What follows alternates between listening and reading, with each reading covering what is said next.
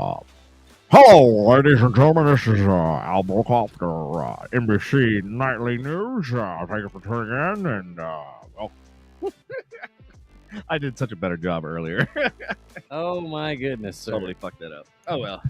Hey, what's happening, everybody? How y'all doing? Welcome to the FU Podcast. It is episode 204.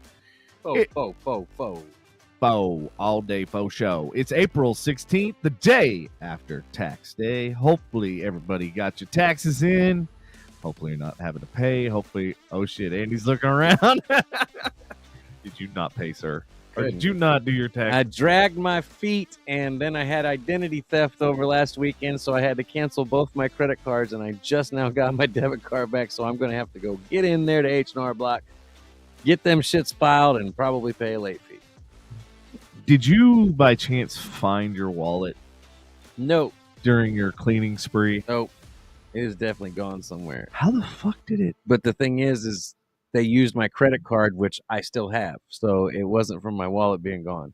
Like, my credit card was in front of me as I was getting the text messages about my stuff being jacked. Yeah, dude, I told you the time zone it came from. It would either have to be in the middle of Atlantic or Greenland. Wow. And so it happened so quickly that I got the text about the debit, it was the debit first, and I'm texting back no, and as I'm texting back no, I didn't make that purchase. My credit card came through literally within 2 minutes. And so I called, and I was like, yeah, shit ain't me. They're like, okay, well, we got to freeze both your cards. And I was like, God, this is such a bad fucking time. No, dude, that is the worst. I hate. And you used to be able to just go to the bank and they give you a fucking card. You can't do that anymore. I know. Now you got to wait. And then you got to wait for the PIN on top of that, because a lot of times they don't give you the PIN. I activated mine today. They transfer my PIN over with every card I've had. Okay. This has been an ongoing problem for Andy. Well, I will be getting a GPS tracker for my wallet. Yes, you definitely should. Especially you got the Android, right? Yeah. The Android tracker is actually really good. The shitty thing about it is, whatchamacallit, I have to go, first world problems. I'm bitching about something that people, it's major luxury, but now I've got to go change all my subscriptions. I've got all my streaming services. I got to put the right card on them. I got to go to all my bills. I got to put the right card on all my bills for the house. I got to put it on for the car insurance, the house insurance. Every time you lose a fucking debit card, you have to go and redo fucking everything. Yep. And it sucks. Sucks dick. Anyways, I don't recommend losing your debit cards, ladies and gentlemen. No, highly don't recommend that. Keys are very frustration limited. Yeah, it does frustrate me quite a bit. That's probably why we're sharing it. Well, the worst is like with like NTTA, because it's tied to your debit card. So when you lose it, they start hitting you with a $25 admin fee for every single fucking toll that you run. Yep. And I'm like, dude, there's nothing I can do. It's like if you guys, got off your ass and actually linked a bank account to it instead of a card that, is going to be replaced. Because I have the same problem, man. Like, I either wear my strip out too bad. Oh, yeah. Or you stripping the strip. I strip the strip. Yeah, stripping the strip. Because that was before, like the whole tap and pay type thing. Yep. Well, okay, so yeah. Yeah, so I need to start using my phone, because then I don't have to fucking even bust that. Because here's the problem. Every time, like, I have to give them my ID, and they, like, motherfuckers try to, like, hold it hostage. You ever notice that? Like, you give, like, the airlines or TSA, like, they're going to hold this motherfucker until you, like, I'm like, dude, can I have it back? Yeah, like, I'm not, like, we're here now, it's like, I'm not running anywhere.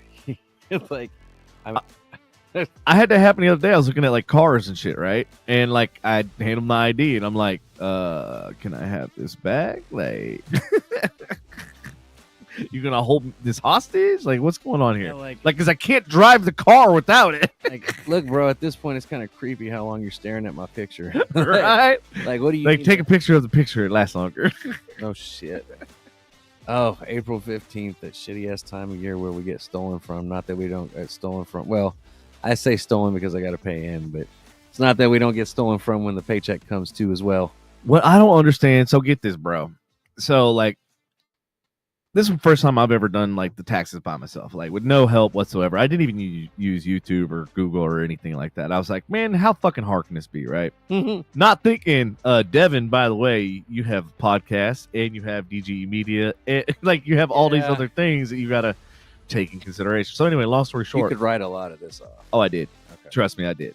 Because I was like, there's verification. You can look on YouTube, Twitch, and everything else. Yep. Clearly, we're using this room.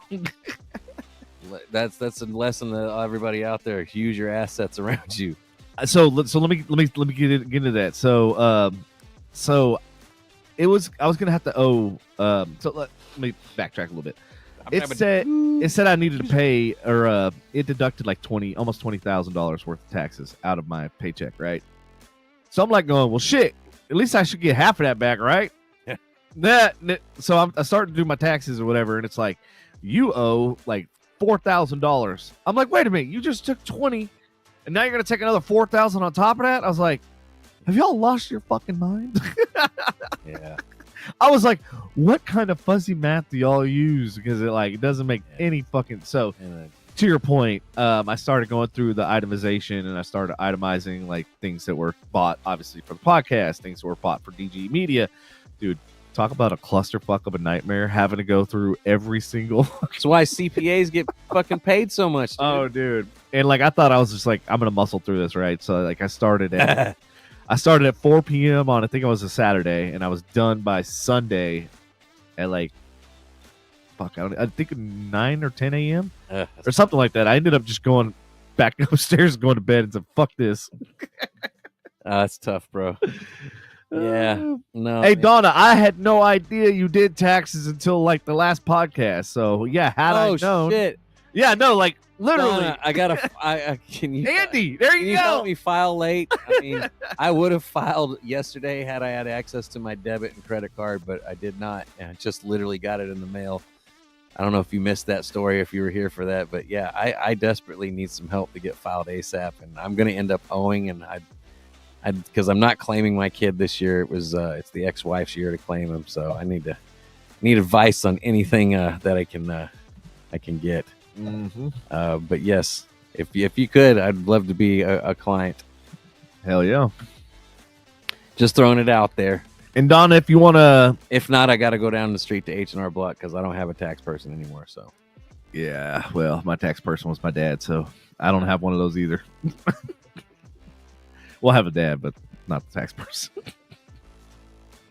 Anyways, yeah. Anyways. Happy tax day. To those of y'all out there that do observe the holiday, 420 is just right around the corner. I believe it is on a Saturday this year. Yes, did you see Wyatt is hosting or doing some kind of event? No, I did not see that. He just popped up today. Actually, I think I saved the screenshot. Let's see if I can find it. All you companies out there, don't be clever and try to pop a fucking drug test Monday morning. Right? It's just fucked up. May 20th, Gas Pipe presents 6 to 11 p.m. 420 Puff. Elevate your night party with entertainment from... Apparently, Wyatt Perk's going to be there, our boy. And then Box Fan, which is a glass blowing. Music from Jazzway. I have no idea what that is. Apparently, there's a psychedelic art expo featuring Heather Bond, full bar and food trucks, tons of gifts and giveaways. It's at the Wrigley Theater in Camp Bowie, Fort Worth. The Ridgely Theater? Ridgely Theater, yeah. Oh man, not that I would go. I don't observe 420. Just anybody who's watching right now. I may or may not. I may or may not be. But anyways, I don't. Do you? No, I have no opinions on that subject. But Ridgely's Theater, I do have opinions on. When I was I raved. I went to 3 or 4 extremely badass raves at that theater. Really? Oh my god, like time of my life. I think I went there once because I was gonna rent it out for one of the comedy tours. Remember when I did that comedy tour? Yeah. So that was one of the places we looked at. The Majestic, I think, which is over there by Red Jacket, where that area used to be. Dude, I haven't been down that area in like forever. I want to go drive there just to see what it looks like, if it even looks the same. So I bet you it's all changed. Hey, yeah, I don't remember the last time I was down in that area. Dude, I don't even remember the last time I was down in West End. Yeah, that too. I mean, I was because AT&T, but I mean, well, parts of it. I've been down there in the last, Uh-huh. I don't know, probably sometime in the last 3 or 4 years, but it definitely hasn't been recent. Yeah. But yeah, no.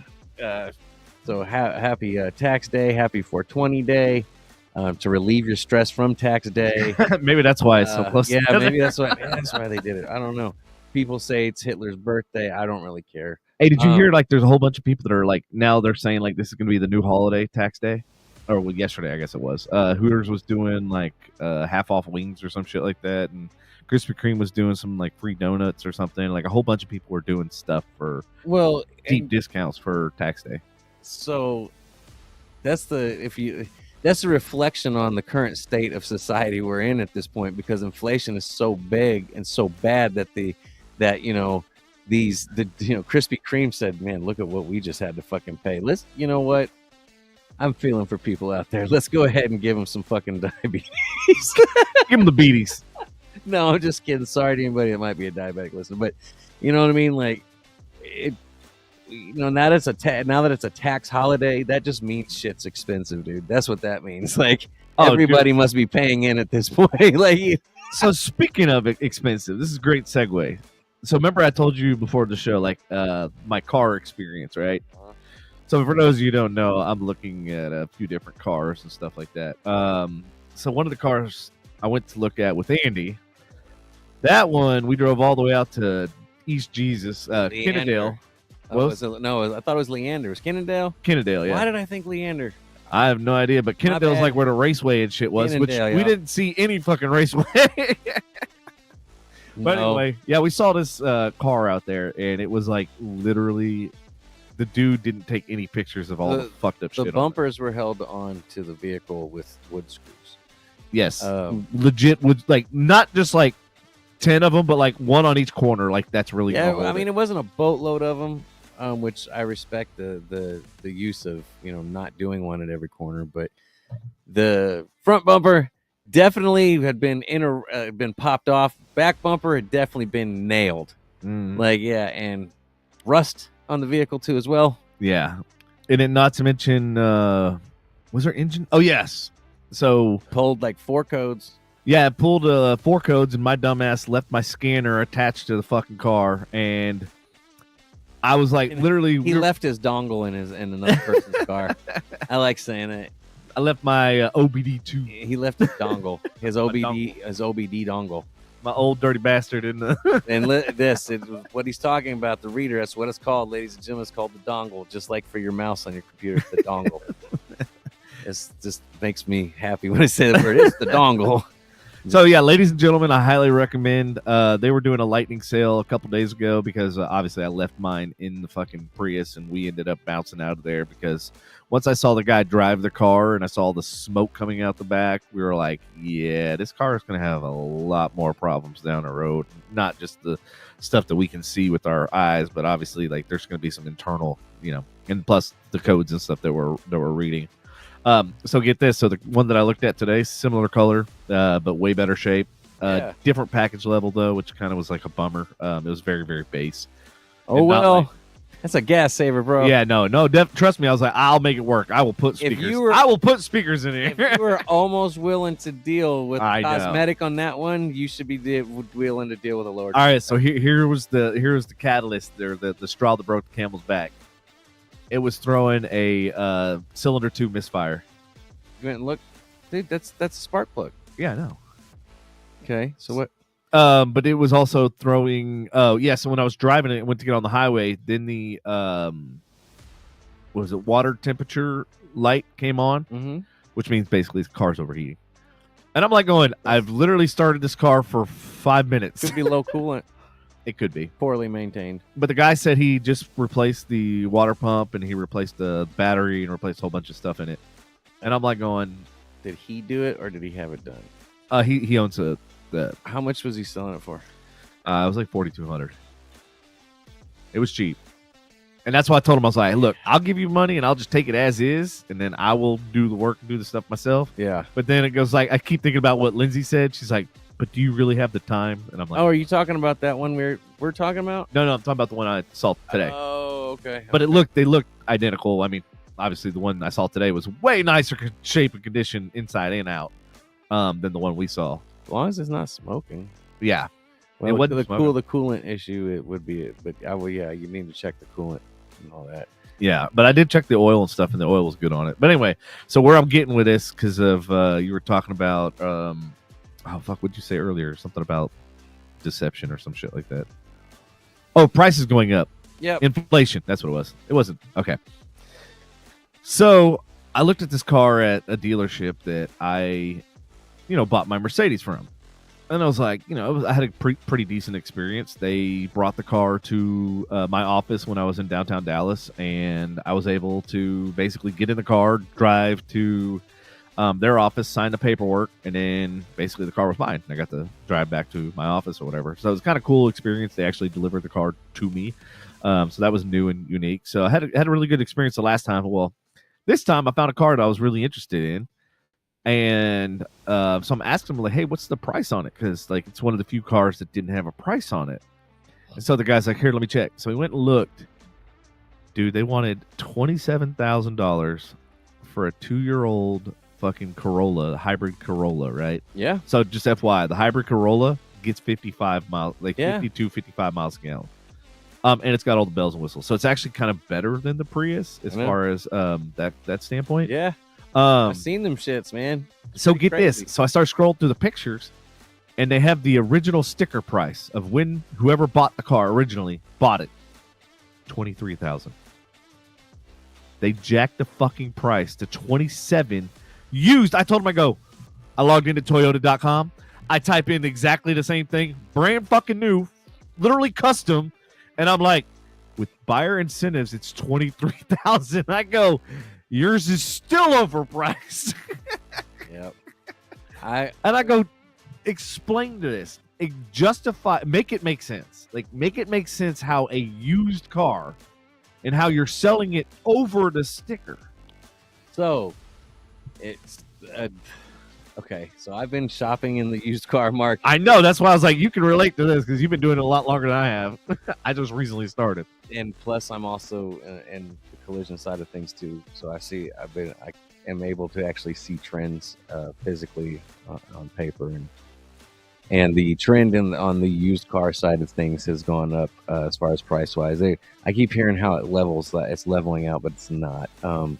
It's getting so to the point as far as being what they can charge for these things, that Honda in certain areas is opening up dealerships with certified Hondas 10 years or over 100,000 miles, and they are certifying these cars. Wow. And which Hondas and Acuras and Toyotas will drive till the fucking you can drive them shits past your grave, homie.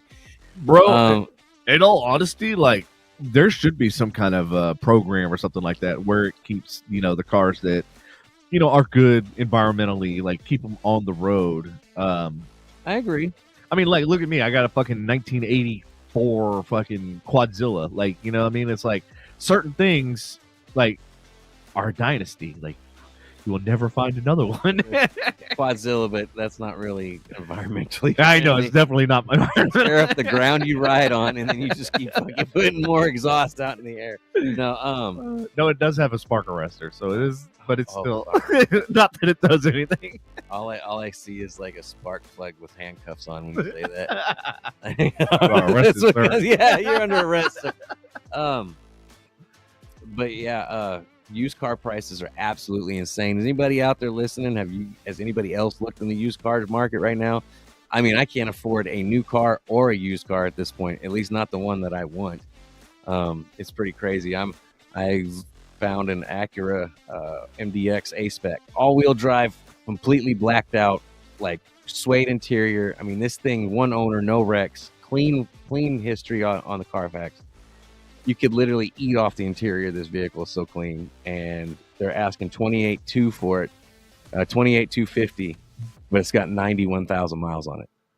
God, and I'm like, this car is so clean, but paying $28,000 for 91,000 miles is such a kick in the dick. It's not even funny. bro. And then like I'm to the point now, like I'm seriously contemplating going electric, like because I have a charger at work and I have one I could obviously charge. I can't even afford to use electric.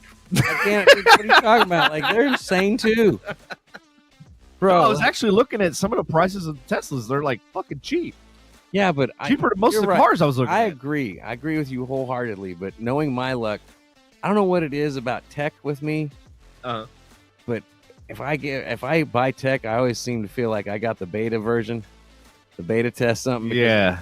Dude, I'm gonna be that dude that literally the battery takes a shit on, and they're not gonna warranty, and I'm gonna have to pay $25,000 for a fucking battery, and I'm gonna end up putting my Tesla off a cliff like those people on TikTok. Say, Elon, look at this. Like, what are you really proving there, homie? Right. But yeah, no, I don't until I can trust the battery. I don't want to go down that road yet. I get an affordable one, and next thing you know, the shelf life on that battery lasts like 6 months, and I'm just fucked.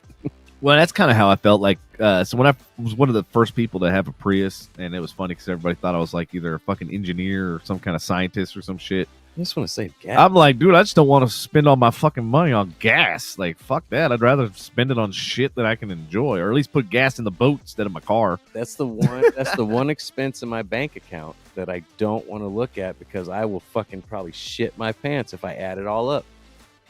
You know, I'm driving between Thursday and Friday. I'm driving 200 miles back and forth to take Jackson to school, and I don't want to see what that fucking cost me in gas. I really don't care. And so to be able, and you're driving your the Lincoln, right? Yeah. That's a 380, and that's like 24 miles a gallon vehicle. Yeah, 3.8 liter. And I'm still, you know what I mean? Like I'm still getting no, mine's a 3.7. Oh, yours 3.7? Yep. Okay. Because GM, like, they were known for their 3.8. That was actually, remember my parents had the Pontiac Grand Prix GTP? Yeah. So it was the 3.8, but it had the supercharger. GM always had a 3.8, and I think it was also the 3.8 was also in the Regal. It wasn't the fast version. Yeah. But there was one in the sport version. There was a 2-door Regal sport version that had the I don't think it was supercharged, but it was the bigger V6. Oh, okay. But I do know Ford has the 3.7, and then forget what they put in the Taurus. I guess Ford Lincoln Mercury. Okay, yeah. So that's why it's a 3.7, not a 3.8. I was thinking it was, for some reason I was thinking it was. But in the Taurus, they have a different motor, and it's not the 3.7. So I don't know what it is. I can't remember. Yeah, that's right, because they always did the weird numbers. Like, as I remember, like Mustangs and shit were like some. I mean, other than the obviously infamous 5.0. Yeah. But like, yeah, they always had weird numbers compared to like Chevy and GM and stuff like that. What's up, everybody? Hanging out in the audience. We're talking about used car prices. Anybody else out there shopping in the used car market and just shocked at what they're asking for vehicles right now? Feel free to chime in with your experience or say hello. But yeah, it's pretty crazy. New cars are insane, and used cars are just nuts. Like well, the weird thing is like I said, like when I looked at the new car, the new off of the Toyota website, and I like, mind you, I got it completely custom the way I wanted it, right? Mm-hmm. And then when it did like when it said like at the end where tax, title, license out the door, that whole shit, like there was like a huge discount. It was like $7,500 or something like that. It was. And I was like going, well, shit, this makes it cheaper than going and buying it at, you know what I mean? That's a used one. That's the one thing I do know for a fact. That you can get a much better. Okay, you can get a much better deal as far as off the top on a new car if you negotiate right, than you can on getting a used car. Because I've gone back and forth with a couple people, and they're only willing to come down like a few $100s, even though the prices dropped like $2,000 in the last month. Yeah. But when it comes to those used cars, they don't want to budge at all, and it also depends on what they bought it at auction. That's exactly it, because a lot of these people they bought at auction for so damn high that they don't want to take a loss, but it's either that or you're stuck with inventory, and that's where a lot of these dealerships are right now. Like 28.2 is a lot of money for a 91,000 vehicle. I just can't wrap my fucking head around that, dude. But the vehicle that I want, I definitely can't. Even with a deal, I still can't afford. I'm still gonna be if I got 8 off the top, I'd still probably be in 48, maybe. What car is that? 51, the MDX. Oh, okay, that's the A spec. Yeah, even if I don't get if I get an which I want the all-wheel drive, but if I get the all-wheel drive, just normal model, which it's an Acura, so it's not really base. Anyways, but if I get the normal model, just all-wheel drive and whatnot, the new ones are anywhere between, like, depending on what trim level, like 60 starts out like 62, I think, and goes up from there. And so yeah, they proud of the Acuras. Probably know that they can run forever. I can't afford 52 right now, man. I can't afford anything. Honestly, if I want to put money away at all or have anything left with having a home mortgage, I got to be in the ballpark at 28 to 30, period. Yeah. I mean, even then, you don't even want to be in that ballpark either. I can deal with 28. Well, I mean, with the interest rates and everything else, it's like 28 is the equivalent of like 40 a few years ago. But I'd be dropping towards principal on a regular basis. I start my first few payments, but I start paying towards principal ASAP. What do you do? Like pay 1.5 or what? What, as far as like payments? Oh, payments. Yeah. So if the last car I just paid off as is. Right. But if I this time around, I would get it going. Probably make the first 2 payments, as is, and then I'd probably do 1.5 each time. So that's what I did on the mortgage for a while. Like I was doing 1.5 because I was like, I want to pay this fucking house off sooner rather than later. I'm like, one less bill I got to worry about, and then I can actually keep all my money. Yeah, I'd like to do so to lock in a better interest. I do the 72 month. Lock in the interest rate for the 72 month, but pay it off and what is it, 64? Like I would just go ahead and like pay it off within like probably a 3 or 4 year time period rather than a 5 year. Yeah, I think that's actually a pretty good idea. I think I might do the same thing. So I'm like, now that I've looked at all these, cars for like $5,000 and below, like now I'm like, you know what? I'm just gonna bite the bullet, fucking take a loan, use that as a down payment. I even thought about buying a car, using that as a fucking trade-in, because there's some cars that I can get cheap that I know will trade in. They'll give me like basically double what I paid for it. In fact, one that I might be looking at tomorrow. What's up, Byrony? I would play your theme song, but you ain't gonna hear it. So yeah, still haven't figured out the button thing. Yeah, but welcome to the show. Welcome. We were just talking about used car prices. It was one of the subjects on the docket this evening. Hey, Byrony, didn't you used to have an Acura and then you traded that in or got a Mini Cooper or some shit? Let me hear your story because I know you've got car stories. Mini Cooper, huh? Yeah, so as soon as she told me she got rid of her Acura and got a Mini Cooper, I said, you went the fucking wrong direction. You got to do it the other way around. Yeah. Acura will last forever. The fucking Mini Coopers are pieces of shit. I'm not going to lie. I do like them, but they're not like the old Minis. Dude, they're not reliable. They're not like those old Minis that you see in the movies.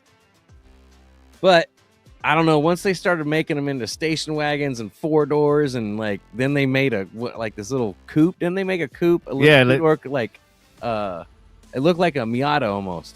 One of them looks like a coffin on wheels. Every time I see it, I'm like, it's a fucking coffin on wheels. I don't know. There is one that looks like Countryman or some shit. That one looks like a hearse, but no, they've got one that looks like a Miata. Do they really? Yeah, dude. And when you say coffin, like you literally probably would. But yeah, I did, and we ain't talking about that. Yeah, so the Mini wasn't a good idea. Yeah. Hey, I got pretty good memory though. I remember which cars you had. Yes, so a while back she had all these issues. What else did you do? Did you do anything interesting over the weekend? What did I do? Oh, Sunday, fucking fought this jungle in the backyard. Fixed the pool that everybody was like, knows somebody that works on pools. Know somebody that knows something about it. The funny part is the parts like literally cost me like $18 to get it up and running. $18 and they wanted $400 to fix it. Exactly. Yeah, if you get a pool, guys, you're not gonna want to do it when you're an old man or old woman, but DIY as much of it as you can. It's going to save you in the long run. Yeah, because pools are so fucking expensive. Don't pee in the pool. Take that advice too. Yeah. Well, then there's that.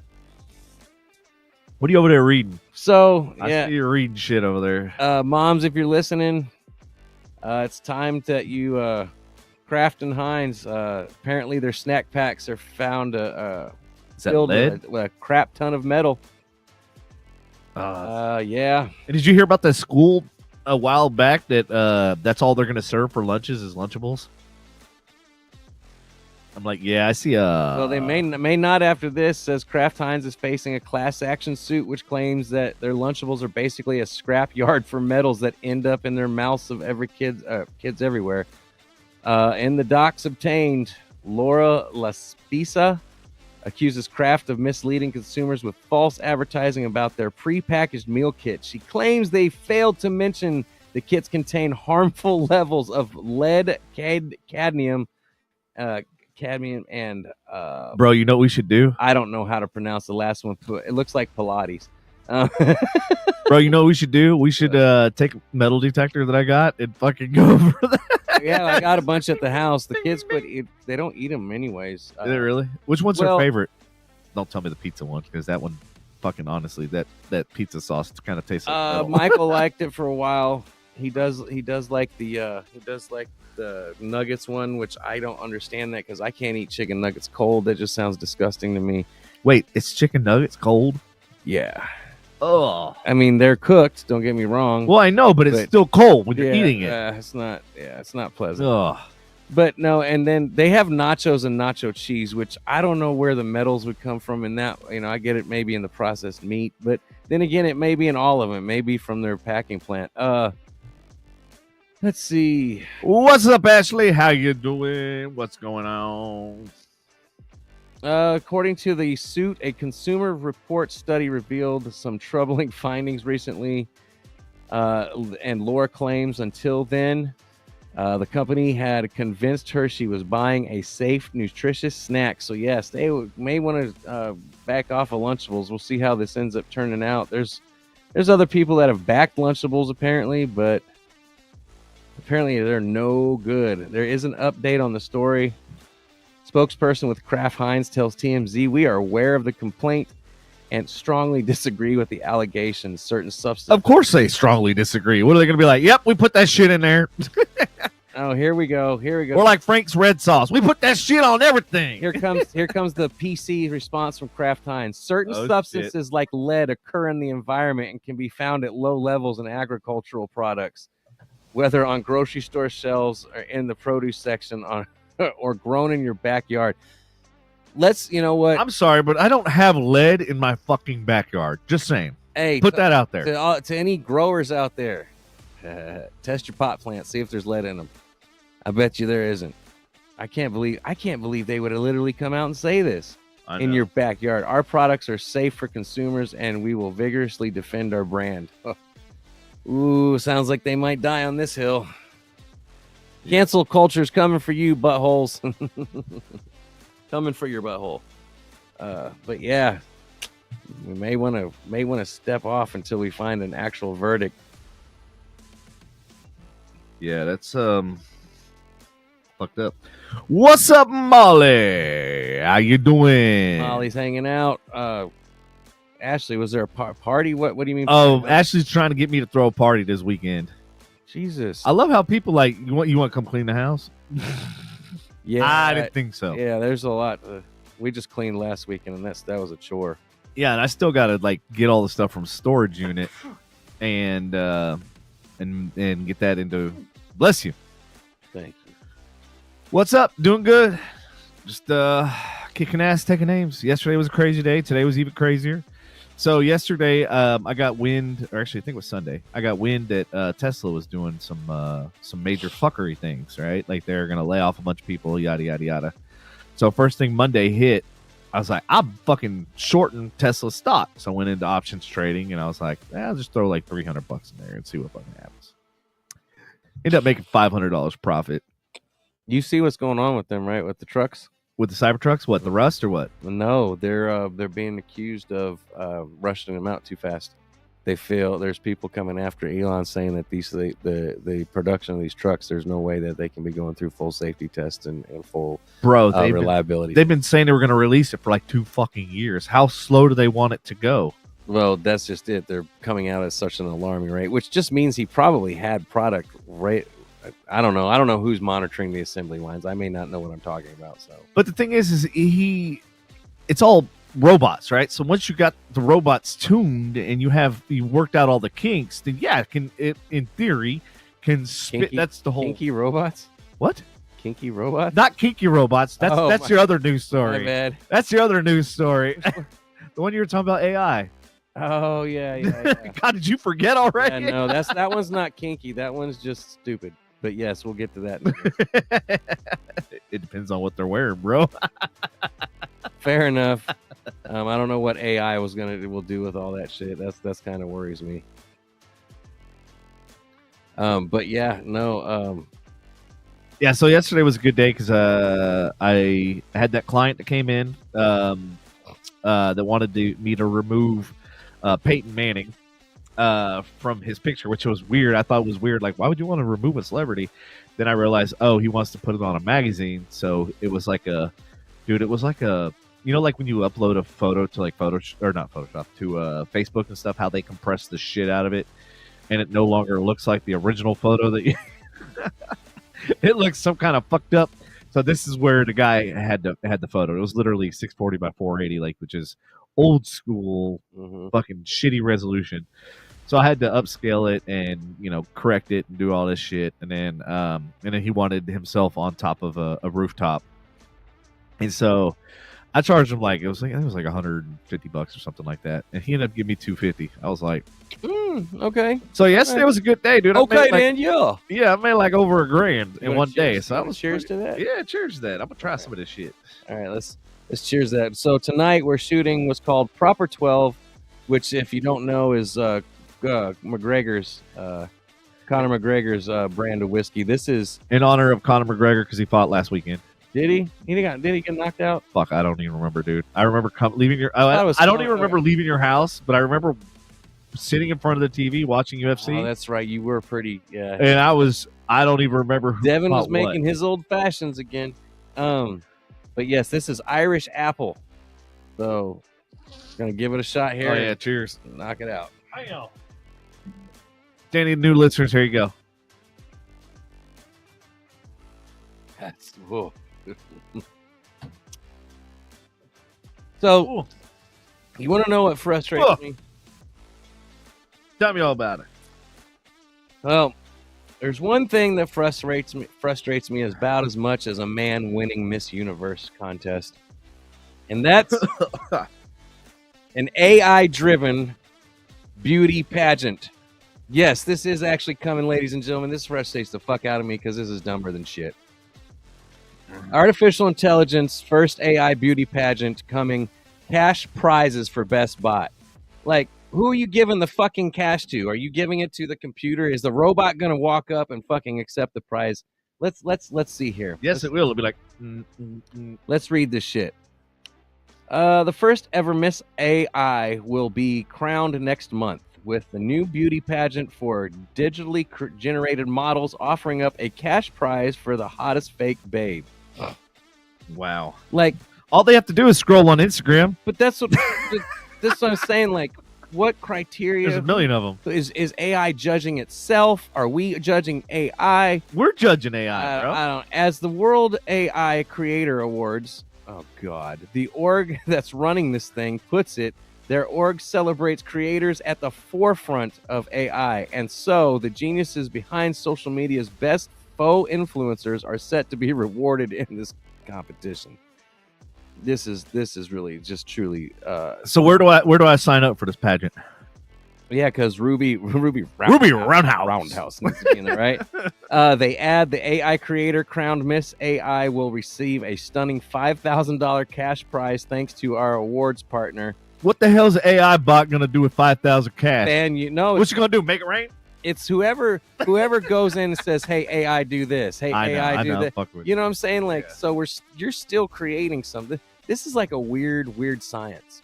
It's like a really it's exactly like it's real life weird science. On a grand scale, you know, because it's a pageant. Could you imagine that all the fucking movies we used to watch, like they're all starting to come true? Even like the Jetsons and all like the weird shit. Yeah. Like literally Ready Player One. Like Star like Trek. Idiocracy, like all of it's coming true. Star Trek, dude. iPads literally they wear in like all the old Star Trek, like Next Generation in the 90s, they were walking around with fucking tablets, dude. It you know, TV does what's the I don't know the phrase, never mind, but imitates life, or life imitates television. Second and third prize are equally impressive, each receiving thousands in PR support. The winner also will get $3,000 worth of looks like an education's mentorship. And I gotta say, this is just, where do you draw the line? How do you know what I mean? The competition is expected to receive thousands of submissions. I'm thinking there's going to be millions, honestly. And there's only one rule: the contestants must be 100% AI generated. Everything else is totally fair game, including multiple submissions. Are you kidding me? Like, okay, that's stupid. You can multiple. Yeah, this is. I don't know. These photos, they're pretty scary, but they're real. The update on this: actress and model Claudia Jordan joined TMZ Live today and ripped the AI beauty pageant. Said it's hard enough being a woman in this society, the way it is, and the scrutiny we already get now. Now we have AI hiring the standard of beauty where they're just so perfect. Okay, I understand that. That's just like. Says all the ladies that get their fucking lip fillers, their Botox, their fucking but this is plastic. It's no different than in the 90s when they're fucking hypocrites is what they are. When they're fucking hypocrites. So this is no different in the 90s than when they put skinny models on the covers of magazines and, you know, said, you know, to a generation of women, hey, this is what you have to look like. You know what the fucked up part is? You can only eat 1 grain of rice a year. You know what the fucked up part is? What? But also maybe not fucked up at the same time.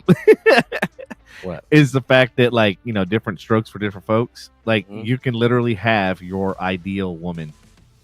You can't have it, though. Yeah, you can. You can look at it. You can't design it and build it. Okay, good for you. And then when you say, hey, go in a corner. But I'm not go charge yourself. I ain't build. No, I don't want. Yeah. Hey, and then what if it's like a Tesla where you say open butthole and then like charge port opens?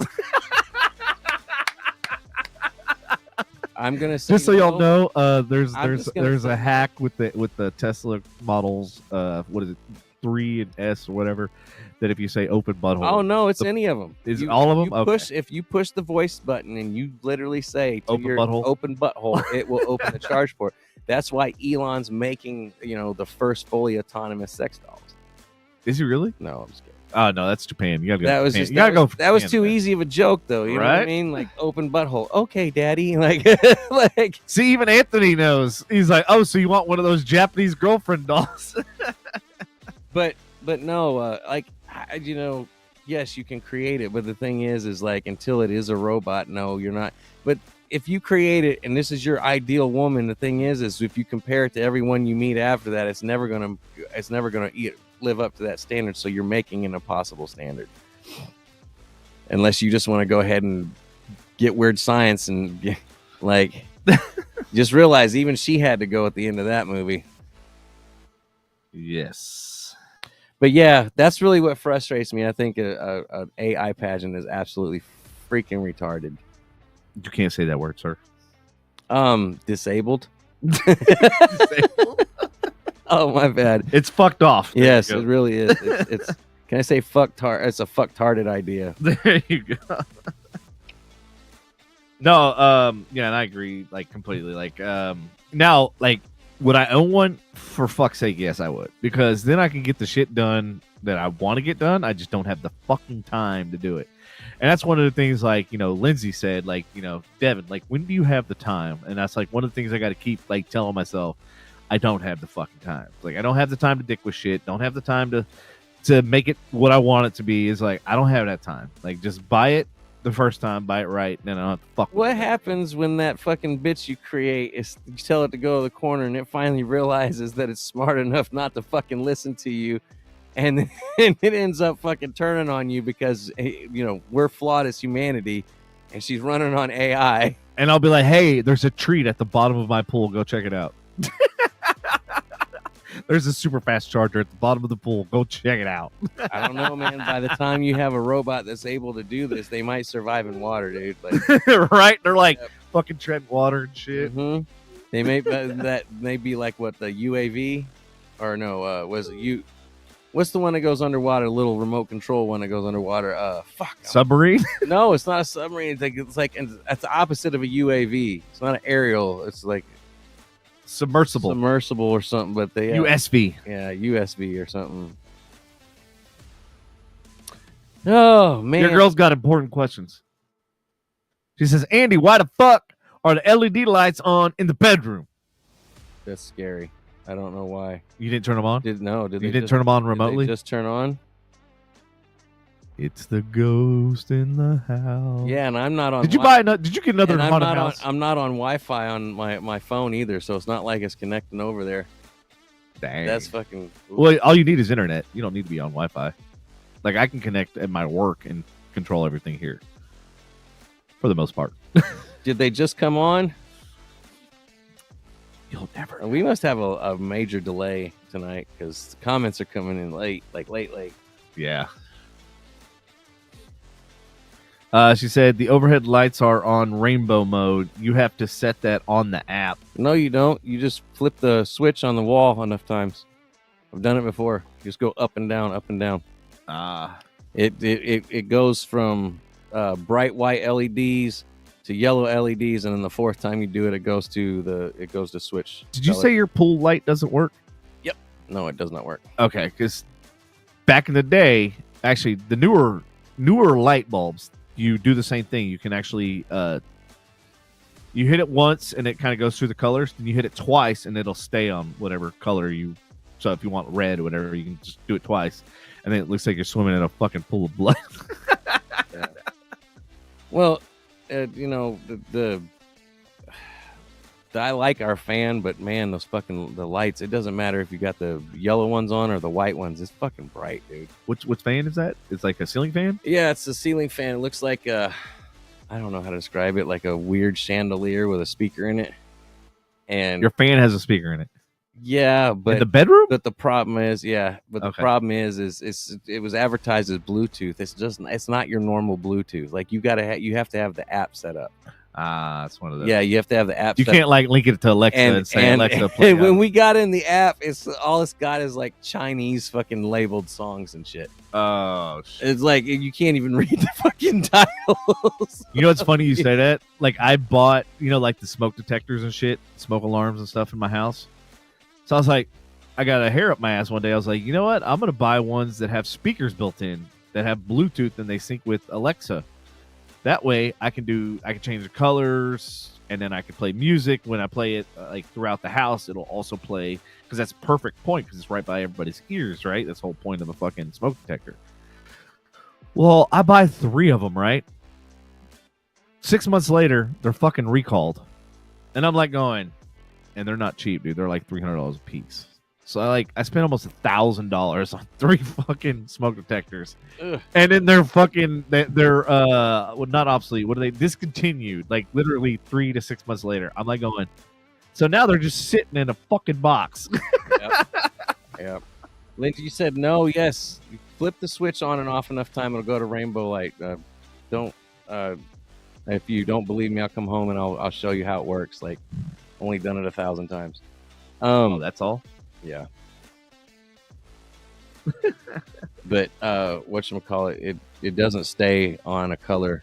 It just keeps cycling through them all.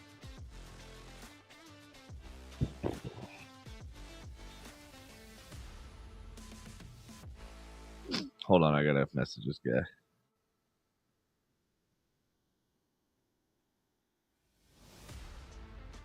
What are you messaging? We're in the middle of a show.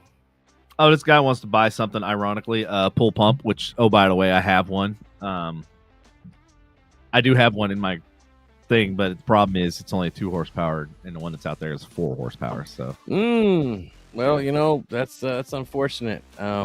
Hey, but you know what? I sell this one, and then I can buy a new one. A pool pump? Anyone? We got one. All right. It's 2 horsepower. It's an extreme power. Thank y'all for tuning in. This is Pool Pumps Extraordinaire. We got on the block tonight. We have a 2 horsepower. I don't know what the brand is, but it moves some water. Extreme power. But anyways, and it's made in USA, so it's got to be good. Not that Chinese bullshit that's gonna fall apart in a week. Not a lot going on this week, man. Yeah, not much. No, I'm trying to find some more stuff. Anything exciting going on out there in the world of the listeners? So I found out today. Oh yeah. Let's hear listeners. Let's hear what's going on with you guys. Are any of y'all, how y'all been? Are any of y'all frustrated? Yeah, what are y'all frustrated I know about? Lindsay, my girl's had a rough week, family stuff. Oh yeah, sorry to hear about that. Yep, unfortunately. Tori, what is up? Long time no see, no speak, no comunicado. Woo! Tori, I find it hard to believe you got nothing going on. Sorry, my bad. I just got a message I really find appealing. Appealing? What was it, a banana? Yes. Dad joke. That's my boy. Dad joke. Yep. Yeah, no, sorry, my fault. I got a text that sounded like a really good idea. Tori, is Tori a first-time listener, or has she been on before? Tori, I believe if it's the same one, was in the studio. She was one that was she in the studio, or did she call in? Anyway, long story short, she was preggers. Was I here? I may not have been on. You might not have been. Okay. I think she was in the studio. It was me and Patrick, and I think she was working at a convenience store. Hey, Tori. Yes. Okay, she was in the studio. My bad. Yeah, so give us a recap. How's everything going? Like, what's been going on? It's been a long time. We missed you. Oh, okay, different Tori. My bad. See, when you have like 200 episodes and you get old as fuck like me. Yeah, age seems. As you see, speech. Age seems to be a factor. Yes, it does. I ain't shit. It ain't slowing down. That's for damn sure. Even don't let the shirt fool you. Like it's actually they've done studies with this that they're saying that time actually is speeding up. And do you notice they want to set a moon standard time, right, on the fucking moon? Yeah, I think for the first time in history, they wanted to take a minute off something or what? Or yeah, something to do with our atomic, half a second or some shit. Like our atomic clock needs to be adjusted. Which I was like, going, well, then how the fuck is the atomic clock wrong?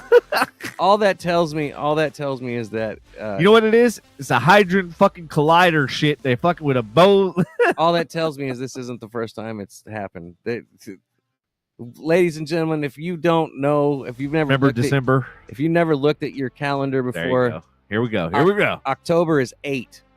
So it's not the 10th month. If you and November for how do you say it? November. Yeah, yes, and so that's gonna be your number 9, and then December, or it starts with Deca is 10. That's 10. So we're missing truly 2 months out of the year, and even January, February, March, it all gets normal right up until September, and then it goes weird. So yeah, we are actually missing months. Those of you out there that don't know that, so the fact that they're changing the clock again doesn't surprise me. Like, I feel like they changed man changes stuff to fit their convenient story at the time. Bro, it's been going throughout history. It's like they changed the narrative to fit their fucking story. You know what I mean? It's like the more you study and the more you research, the more you find out you've been lied to your whole fucking life about every fucking thing, just about. I mean, Like literally, it comes to the point where you're like, "What is the truth I've been lied to so much that I'm lying to myself about being Like, lied to?" Yes. No, so Tori said she had her birthday. Asked what she was up to, right? Yeah. Limited drama, which I mean, we can all. Hey, use that. congratulations on that because Limited we've had drama later our in life. Is good. we've had a slew of drama lately. And saw the eclipse. Work, and Jewish calendar works adequately by the moon with 29 days in each month. Yep. So that's what I'm saying. It's Which one means I get paid more? everything. Whichever calendar means I get paid more, let's go by It's that. all about them Christians, man. They fucking them all fucking Catholics and Lutherans and shit. Fucking shit up. Even though I was baptized Catholic, but doesn't mean I'm practicing. I don't practice on altar boy. Sorry. Yeah. Oh, dig. Yeah, I saw the eclipse too. That was pretty awesome. I took my 600 millimeter lens out there. Had my solar filter on there. It just turned out pretty good. I almost was tempted to buy. Devin can't be like, I had my really nice camera out there. He's like, I have a 60 millimeter lens, and it was like extended out. It was like this big. My camera. Yeah. It was massive. I was like, I felt like I could reach out and touch the moon. Like, I felt like the lens and the filter was already there. oh my god, it's so real. No, I mean, because it's funny because I usually carry around my 300 millimeter, and everybody's like, "Holy shit, that lens is insane." I was like, "Yeah, that lens is baby compared to my other one." Yes. So, word of advice, everybody: get a bigger lens. Yes, go big or go home because everything is bigger in Texas. Oh yeah, Easy killer. all right. Damn, How you son. ladies doing tonight? Yeah, you're wilding out over there. She said, "That's what she said." I mean, the bigger the better. this is Mr. Single over here, so he's Yeah, what? although he's been very Let's hear it. still for being single. Still, what is that? Like he's been non-eventful. He's home Thanks. a lot. You're basically saying I'm boring. Yeah, he's been chilling. He hasn't been like I haven't done he hasn't shit. gone out and about. But then again, if I was driving that fucking big ass truck with these gas prices, I'd Oh my chill at the God. house too. I ain't gonna lie. Yeah, you need that Prius, man. I need a something. Prius. Well, I'm debating. So I might go look at a. You're gonna hate me for this. Another Mercedes tomorrow. Devin doesn't learn, but it's cool. So this one's the SLK. It's the one that looks like the McLaren. It's literally the McLaren. So I don't know if you know this or not. McLaren did a partnership with Mercedes for several years before McLaren actually was big enough to branch off and have their own product. So they did a joint partnership with Mercedes and AMG. That's one of the reasons why I love AMGs and I love Mercedes and shit like that. Just because when you get in one and like it's the luxury, the craftsmanship. Now, the longevity and the dependability, that's a whole nother fucking story. But when you get in it, it rides like it's on rails. It drives like no other car. I've had M3s. I've had a lot of fancy fucking cars and shit like that. But it's just like, it just not the same, man. It's just those Mercedes. You need to get a gas saver, sir. I know. I really need a fucking motorcycle. you- I'm just kidding. Fucking bicycle. I mean, I can't even argue with you on the motorcycle right now. So, because gas prices, but dude, yeah, dude, prices are fucking $80 today to fill the fucking truck you up. get a Mercedes and you're asking for it. Tori asked, "Are you missing a butt in a chair?" Yeah, where's yours? Right here. No, Tori, we're not missing a butt. There's been a mutual decision, and Patrick has chosen to step away from the show. Will he be back in the future? We do not know, but as far as right now, he is no longer part of the show. Does that mean he's not welcome once in a while or a guest? No, that does not mean that. He just is not involved as a host currently. He's going to focus on his personal stuff and things that he wants to see and fulfill and personal type stuff. So I just you said fulfill. I can't help but laugh. Fulfill a lot. But no, sorry, that was just a joke. No, that's not a dig at Patrick. I can't. Oh, I went perverted when you said I that. can't Is talk- that where you were Yeah, going, or were you that's going what somewhere I else? was- Okay. that was I was like, how is that a bad thing? That was Like, a dig at Patrick. But no, I can't talk shit unless he's here to talk shit back. So it's just not the same. I know, man. Just you two bantering back and forth was like, I sat Yeah, back it's part of the show, man. laughing my Yeah. ass off. Good stuff, man. It was good content. His PSAs, I'm not gonna lie, those were. Oh man, too bad it was only like you only did it like twice. I know. I got a feeling it's because they cost money, and I'm not gonna lie. If I had to keep spending money on that would be tough for me to keep doing too as well. Yeah. But no, those were pretty solid. I ain't gonna lie. He picked up some pretty good jokes on those. Yeah, he did. I'm still, and I've said it 1,000 times. I'm still reeling from that fucking. Oh, your car stereo car system stereo sucks. It's my car stereo because my stereo fucking sucks. I think it's the best, but it really sucks. Something like that. I was just like, God damn, that was cold. But no, it was good bits. I wish we could have done more of them. But yeah, but that's what happened with him. Thank you for kicking it and tuning in tonight. We appreciate it. Definitely, I'm glad that we have all you guys listening in and tuning in. Looks like we got a pretty healthy list of people tuning in. Lindsay said can't drive in the rain though. With the Mercedes, or I don't. What were we talking about? Is it your truck? You shouldn't drive in the rain. I don't know, because the truck drives really good in rain and snow. It was like that's actually the vehicle I take out when there's snow and shit like that, because it ironically because it pulls tubes. Oh, Because it well. pulls tubes. Oh, she says motorcycle. Yeah. Oh, No, actually, I think Andy, you and I were talking about the slingshot, right? And then we were talking about like, yeah, rain, and I'm like, yeah, I've ridden or driven a motorcycle in the rain, and it fucking feels like needles. I don't know if anybody's ever ridden in the rain on a motorcycle. Fucking sucks. It literally does. Dude. falling rain combined with the speed of your bike. Yeah. It's like literally hitting you like little bullets, man. Like literally, you feel like you're getting pelted with BBs. That's how it kind of feels. It's crazy. Yeah. No, that does. Into the face and the eyes. Yeah, it's not fun. Well, Don't get it twisted. Unless it's a joint. I mean, no, don't do that either. Do not do that. Only on 420. No, don't do that.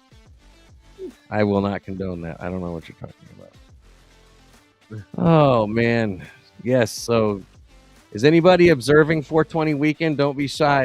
I see a bunch of y'all hanging out with us. Is anybody going to be observing this weekend? Feel free to give a shout out. You don't have to incriminate yourself. Just be like, hi, and we'll take that as a yes. No, but is anybody doing anything this weekend? They're going out. What y'all doing? What are the plans for 420 weekend? I mean, it's on a freaking Saturday, so you don't have to worry about work. Oh shit, that is this weekend, isn't it? Mm-hmm. Oh, you know what we need to do? Andy, Oh yeah, what's up? we need to go get you, me, and Sean. Hop on my boat. Have Sean basically summarize the boat, Mm-hmm. and then we look at this fucking stereo shit, and then we go somewhere on an island. Then we go celebrate. You want to do all this in the week, Weekend. bro? What? We ain't getting that boat out. Why not? That stereo shit's gonna. It's literally one fucking wire, bro. All we gotta do is hook it up. Be like, oh, problem solved. I wish it was one wire. Oh my god, you don't even know. You haven't even looked at it, A fucker. rat's nest in that motherfucker. I have. Oh, you're not even talking about what I'm talking about. I'm talking about where the battery is. There's literally 2 fucking wires. That's it. Talking about that goes to the amps. Yeah, it goes to the amps, and I think it goes to the depth finder and a couple other things. I think it's the ground. Or All something. right. Well, Well, I don't know if it's the ground because we need to follow the motherfucker, figure out where it goes. Foodie Land is this weekend. A coincidence? It's 2020 or 420 weekend. Oh, when does that start? That starts at, I think 10 or 2. I don't remember. It ends at 10 p.m. Now Saturday, there's still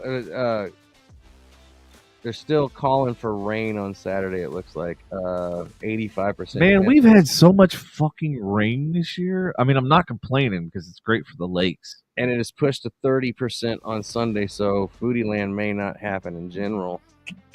Oh, shitty titty. Oh, shit balls, man. Let me see. Events.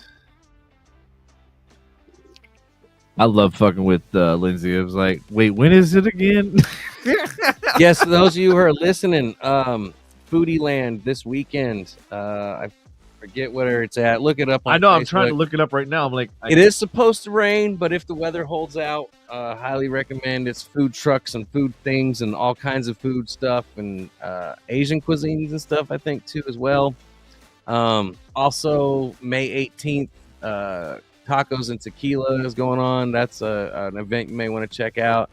Lindsay and I are going. We ended up getting the VIP. Hey, can we hire an event coordinator to like finds all these events for us and lets us know, and then we kind of I don't know. Lindsay, yes no? Lindsay seems to find a lot of them, especially when it's like family events involving kids and shit. Ah, yeah. She tags me. She's like, Lindsay's interested in this, and then she like tags me in the comments, and I'm like, I don't know. Like, oh, this is the one. It's in Fair Park. Let's see. I got it pulled up. Inspired by the famous open-air night markets of Asia, Foodie Land is a family-friendly outdoor food festival hosting 15-plus events each year with over 750,000 visitors. They feature over 170 vendors from across America and are thrilled to bring the multicultural marketplace all across California, Washington, Nevada, Arizona, and, of course, the best for last, Texas. Lindsay said she told the girls to plan for Sunday, but, babe, you have to work, and it's a school night. What are we going to do with that? Plan for Sunday for what? To go to Foodie Land. Oh. Because Sunday is 1 to 10. Because it's supposed to rain all day Saturday. It's an 85% chance right now. I was really hoping, because it's so far away, that those chances would change, but they have not. I was going to try and get her shift covered. So on an unrelated note, does anybody know of a good Mercedes repair shop? The problem is the opportunity that lies within that statement is he said a good Mercedes repair shop. And the problem is when you say a good Mercedes repair, good service is expensive service on a Mercedes. Super expensive. Mm-hmm. Where is it? I don't know off the top of my head. You can. There is a big thing on Facebook about it, but if you look up Foodie Land, FOODIELAND, it'll have all the details. Ashley with the disses. She said you need to sell that clown car for fucking parts. Fuck you very much. Then you know what was crazy is people would probably pay top dollar for the parts off his fucking car, especially that goddamn exhaust he put on it. Oh yeah, but he's gonna sit on. Devin's gonna sit on that hill just like he does all the other hills. He's gonna sit on the Quadzilla hill. He's gonna sit on the fucking Mercedes hill. He's gonna sit on the lots of auctions hill. No, that one. So I let my 300Z go, and I'm really I was really upset about it because now they're going for like 15. Oh. It's because I have Facebook open on here. Oh, okay. Yeah, because they're going like for 15 grand now. So like, I was really pissed off that I sold that car when I did because I could have obviously I remember quadrupled my fucking money. But at the same time, I'm like going, but when am I ever going to get a chance to own another one? And now I'm like going, fuck, I really love the design. I love the look. Well, those cars were pretty dope. Yeah, like I loved it. And that one in particular, like the exhaust, everybody thought I had like a V10. Like everybody thought I had a big fucking motor in that thing. Because the exhaust, they did it right. Like it actually sounded, it did not sound like a V6 or inlines. No, yeah. V6, yeah. And so like, I literally had, no bullshit, Andy, like I had a fucking semi driver, like, big rig, fucking open his door while we were in traffic. He goes, "What you got in there?" And I'm like, "Hey, you're like way the fuck up here, and my little 300Z is like way down here." And I'm like, it's the URMOM. Your mom. 3,000. Yeah, like that would be my response because I'm a dick. But But no, like I told him, I was like, no, dude, it's a V6. He's like, no way. And I was like, yeah, he goes, it's literally sound. He goes, like, that sounds like a V8 or higher, the engine. He was like, and I was like, because like if you do it like in the Lamborghinis, the V10s and the V12s, they don't sound like a V8. They sound they got a high rev limit. Yep. They're fucking redline at what 15,000 or 20,000. I don't remember. No, it's gonna be like probably 10 or 12,000. Okay. So my M3 redlined at stock, it redlined at 9. When I had the titanium valve stems and springs and stuff installed and all the shit that I had done, the motor work, I had like 12,000 at that time. It was 12,000. All those titanium prosthetics. At that time, it was 12,000. Like if I would have had that shit work done now, it's probably like 30,000. Sherry says she's listening to us finally, but she's from a bar. She's at a bar, of course. I mean, you gotta do what you gotta do. We all got our vices. Bars can be a definite vice for sure. Thank you for kicking it with us, Sherry. We do appreciate it.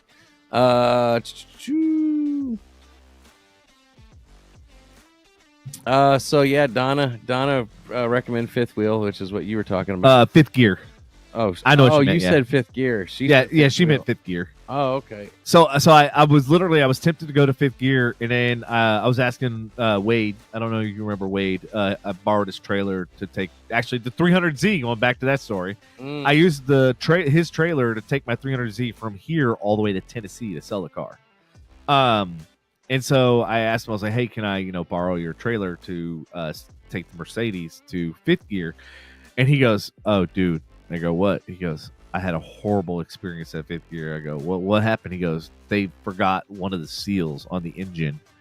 And he said, like, literally the car almost, it just almost destroyed the entire car. So he had to end up taking it to a Porsche mechanic. Yeah, and then they had to ream out the motor hole. Oh, wait. Yeah, well, and they basically actually tried to go back to fifth gear and say, hey, like, look, like, you guys didn't put this fucking seal in, and now the engine's about to toast, and they basically were going to charge him again. Oh, so they were reaming out the bunghole of his wallet. Okay. Yeah, there you go. There was some reaming going on in his wallet. So anyway, he had to pay it twice because he had to pay the Porsche mechanic. And I'm sure he paid the Porsche mechanic way higher than what he paid fifth gear. Mm-hmm. So anyway, Lorenz Automotive. It's ironic that you said that. Remember Aaron Rudder? Aaron, my boy from way back in the day. Mm-hmm.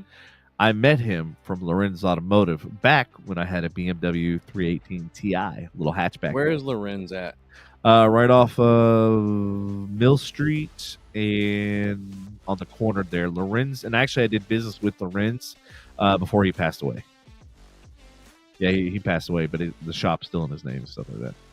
And then Cross, Robert Cross, he was one from Mill Street, and the Velvet Hammer was right near. Yep. Velvet Hammer's right in that same plaza. Velvet Hammer's no longer Velvet Hammer. Oh, really? And I don't think, and Lorenz Automotive is no longer Lorenz. Not that building, at least. It probably isn't. So Robert Cross, who was, I think, Lorenz's. So Jason died. Yeah. The owner, yeah, Lorenz. He did some work on my Toyota, my Tundra for me for free. Oh, wow. Yep, he changed the O2 sensors for me for free. That's awesome. Yeah, so and then Robert Cross, who was like, I think the GM, like he was one of the head guys, basically ran Lorenz for him. He started his own shop. I know this is so weird that I know all this information. You remember where Shots was? Like further down 121 Mill Street, that area? He has a shop across. Yes, I remember that shit. Yeah, where we ran into each other for like the 14th time. The shittiest bar I've ever fucking been to. Dude, it was so funny because like she kept coming in all the time, and I'm like, this girl just kind of comes in and is just like quiet, talks to, like doesn't really on the phone a lot, blah blah, and she kept talking about her boyfriend. And I'm like, who the fuck is this guy? When the hell am I gonna ever meet him? And then you come walking in. I was like, this motherfucker. There was no one before Lindsay. Oh, you're right. You're right. There wasn't. But yeah, no. Scotty would wash all his cars for him because he did a lot of mechanical favors for Scotty and us. He never got a bill when he came up to the car wash by the bowling alley. Oh, that's awesome. Jason got all his vehicles washed for free because he helped a lot of us out. No, I mean like I originally I think I had I want to say they did exhaust work. Yeah, they did exhaust work on the TI. And then I said, and it was a good deal. They quoted me a really good deal. And then I said, well, what about doing intake work? I was like, can you guys do some custom fabrication? And they were like, yeah. So they did the intake work. And dude, I never had a problem with that car. That car was a fucking dude. That thing was bulletproof. I just don't want to pay somebody to do the fabrication. I don't. Well, nowadays I wouldn't want to. Oh well, I mean, it wasn't really a lot of fabrication. It wasn't like they had to cut anything or do anything. They just had to, make basically a downpipe. They had to put a one of those conical filters on it and that sort of shit. A race filter, basically get rid of the air box and all that shit. Basically, make cold air intake. Nowadays, you know how expensive that would be. They probably charge you $1,000 just for looking at it. Oh, bro, yeah, trust me. When I got the exhaust done on the Mercedes, yeah, it was not fucking cheap. I was going in there thinking, it's not going to be that bad. And then walked out of there going, how much did I spend? Devin had been sexually violated that day. I was. And he didn't even realize it. Oh, boy. Man. Ooh-wee. You right over there? Yeah, just munching on some grindage. So, I would say, hey, if you're hanging out with us tonight, say hello, but it's all good. Thank you for being here, just in general. We're talking about cars, used cars prices, kind of dabbling with inflation, considering used car prices. But is it really inflation, or is it the matter of fact that, like, they've overpriced all these fucking vehicles, and now they're kind of screwed? I think that's yes. So, like, what happened was supply demand, right? There was a huge demand, so prices went up, and now the demand has fallen off because of interest rates, and because, Jay Powell, if you're fucking paying attention to this podcast, fucking fix it. Yeah. Fix those fucking interest rates. Yeah. Listen up. Listen up, Jay Powell. Because I know we dictate policy up. We do. We are the leaders of policy. They all come straight to in our minds. They come right here for the best ideas. That's why we're running for president. The shizzle. Boy, oh boy. I don't know, man. But yeah, no, because of supply and demand, they jacked all the prices up. Like, literally, like, some of the markups that they were showing, like, on vehicles, new vehicles, was like astronomical. Philip Cornett said, I just bought a 89 Jeep Cherokee off-road style. 89, has that got an inline 6? Yeah, that's the inline 6, is it not? I think it is, straight 6. Which, be careful. Those are notorious for lifter issues. Just be careful. That inline 6 is not all the time. If they're maintained well, just watch out for it. I feel like every vehicle, there's some kind of Achilles heel. Like, I don't feel like there's any vehicle that, like, literally, the more you study about any vehicle, because you keep buying German vehicles. Fuck you. Most of my cars are.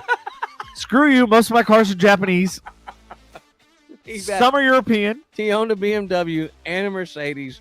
Okay, yeah. He doesn't own one anymore, and the other one doesn't drive anymore. Yet he hasn't learned and he's looking at another one. You know what the definition of insanity is, folks, right? But I'm looking at a different German vehicle. Not different than what's in your garage now. Actually, no joke. Like, I've had 3 different BMWs, and honestly, like, yeah, obviously the M3, I fucking ragged that shit. Like, I drove that shit like it was stolen. On the regular, not just like periodically, like, no, all the time. He was in a police chase, let me tell you. And that's not a joke. Sliding it under the radar. Tori, you love your 22 Chevy Colorado. Those, I will give it to Chevy, bringing back the S10 type vehicle. Those are going to be a solid truck especially for resale. Ooh, I want to see that. If you look at the Ford Rangers, Colorado's actually been around for a little while, dude. I think 2016, 17. Oh, so Philip, your Cherokee doesn't have an OBD2 sensor, which ironically we were talking about earlier. It's too bad you didn't tune in earlier. What was that, Andy? too old for them to diagnose. Doesn't have That OBD2. to me, that just sounds like I don't give a shit. That just sounds like there's too many inexperienced fucking mechanics at this point. If you can't fix a fucking old car and you can only fix a new car, what's wrong with this fucking picture? Now, I will give Aaron the credit. I've seen him like literally rebuild a transmission, bro. And if you've ever seen a transmission in apart, I'm like going, what in the actual fuck is going on here? It's worse than a fucking 1,000-piece Lego set Death Star. Oh, bro, it is fucking terrible. I was like, how do you even know what does what to where to when and how? Like, Jesus. Yes, Tori, I agree. If they're anything like the S10s used to be, I'm sure it is a great truck. They're going to have their resale values. If anybody's noticed the old Ford Rangers, if you look those up and try to buy one, their value is astronomical. Like up until 2016, or was it 17? I don't remember. I had trouble. I'm in the collision industry, and it come in with 150,000 miles, I could not total a Ford Ranger. Could not total it. Now, granted, if it had major damage and it couldn't be brought back to life, yes, it would be totaled at that point. But as far as value-wise and threshold, I was writing on a 150,000 mile truck a $4,500 repair, and it's not even close to threshold. You're talking like at that point there is 25 to 30% of threshold. That's so crazy because like on like a 10 or 11-year-old truck. So, truth be told, like whenever I partook in the street racing scene, we used to make fun of fucking Ford Rangers because they would show up and try to race, and I'm like going, and we'd be like, Ford Ranger. He comes out. Sorry, I had to. Tori said that's good news. Yes, your Colorado is good. There's just as reliable as the old S10s and just like the Ford Rangers. Donna said, okay, I know gas prices suck, but I love my Dodge Ram Hemi. It will go through road blockage. What she means is those annoying ass fucking liberal protesters. I mean, that didn't come out of my. I'm sorry. You know what? I didn't say that. You mean like if like you got to off road when the exit ramp is blocked? Yeah, I get it. Totally understand. Philip, that's exactly what they said. A lot of new kids looking to become a mechanic only know what's wrong with the car because the things they hook up to the cat. Yep, tells them what's wrong. Absolutely, what they hook up to the car tells them. It walks them through it. A good mechanic could literally taste the fucking antifreeze, taste the oil and shit like that, and be like, "Yep, this has got this has got that." Yep. Or they can look at it, or they can hear it. Like what I love is whenever I used to have mechanics, and they would take a screwdriver and put it to whatever thing that they thought was like a stethoscope. Yeah, like a stethoscope, and then they put their ear to it, and I'm like, that's actually pretty fucking genius. You can hear you can hear the metal and the grinding inside of it because you metal and ticking and and all sorts of shit. Like it definitely was a science back then. You know, it's funny, like along the same like threshold of what you're talking about, like nobody works on two-stroke motors at all, except for I found out those people down at the end of the block, they exclusively work on two-stroke. Yeah, because look at their fucking just FYI, so the other day I drove by and there was like fucking 8 people our age hanging out there.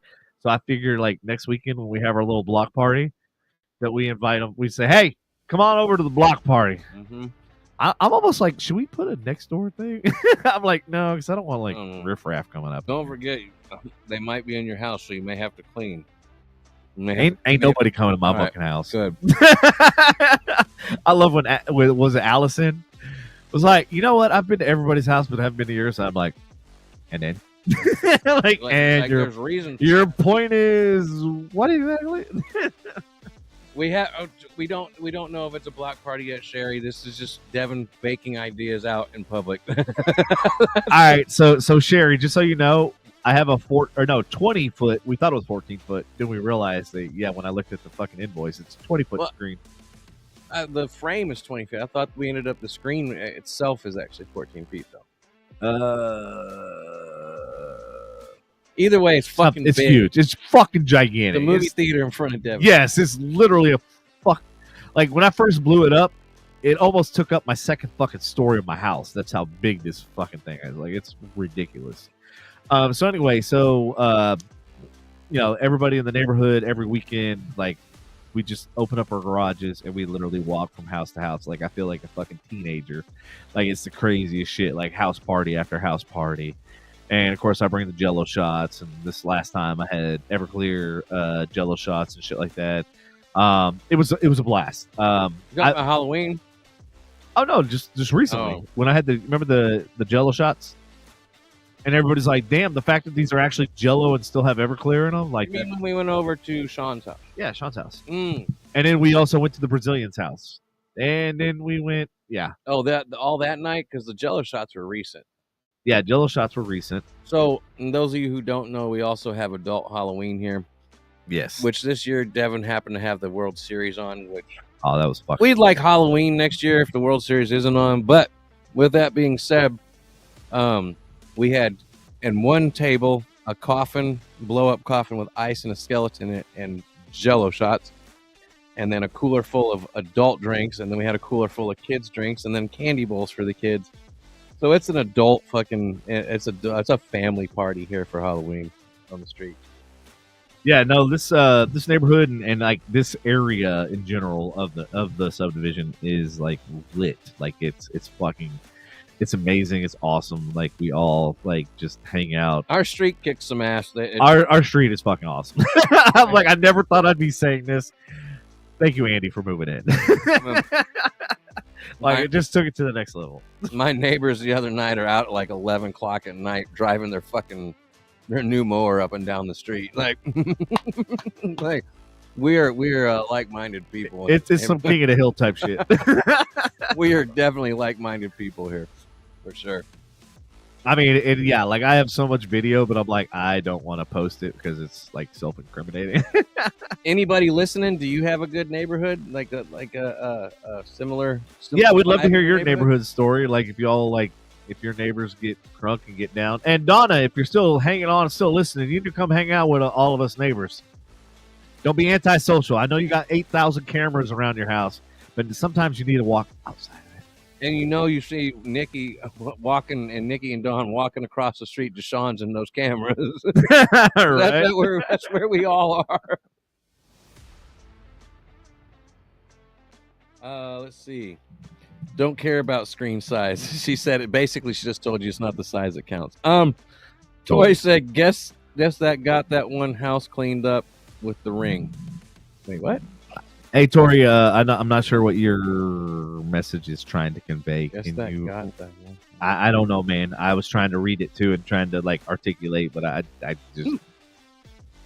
And I haven't been drinking Jello shots, but I did have that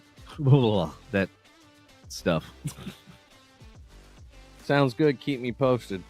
Well, with the sex ring. What? Donna, it's like every night, every Saturday night or Friday night that Sean just happens to be out in the garage and somehow we all conjugate there and it's just...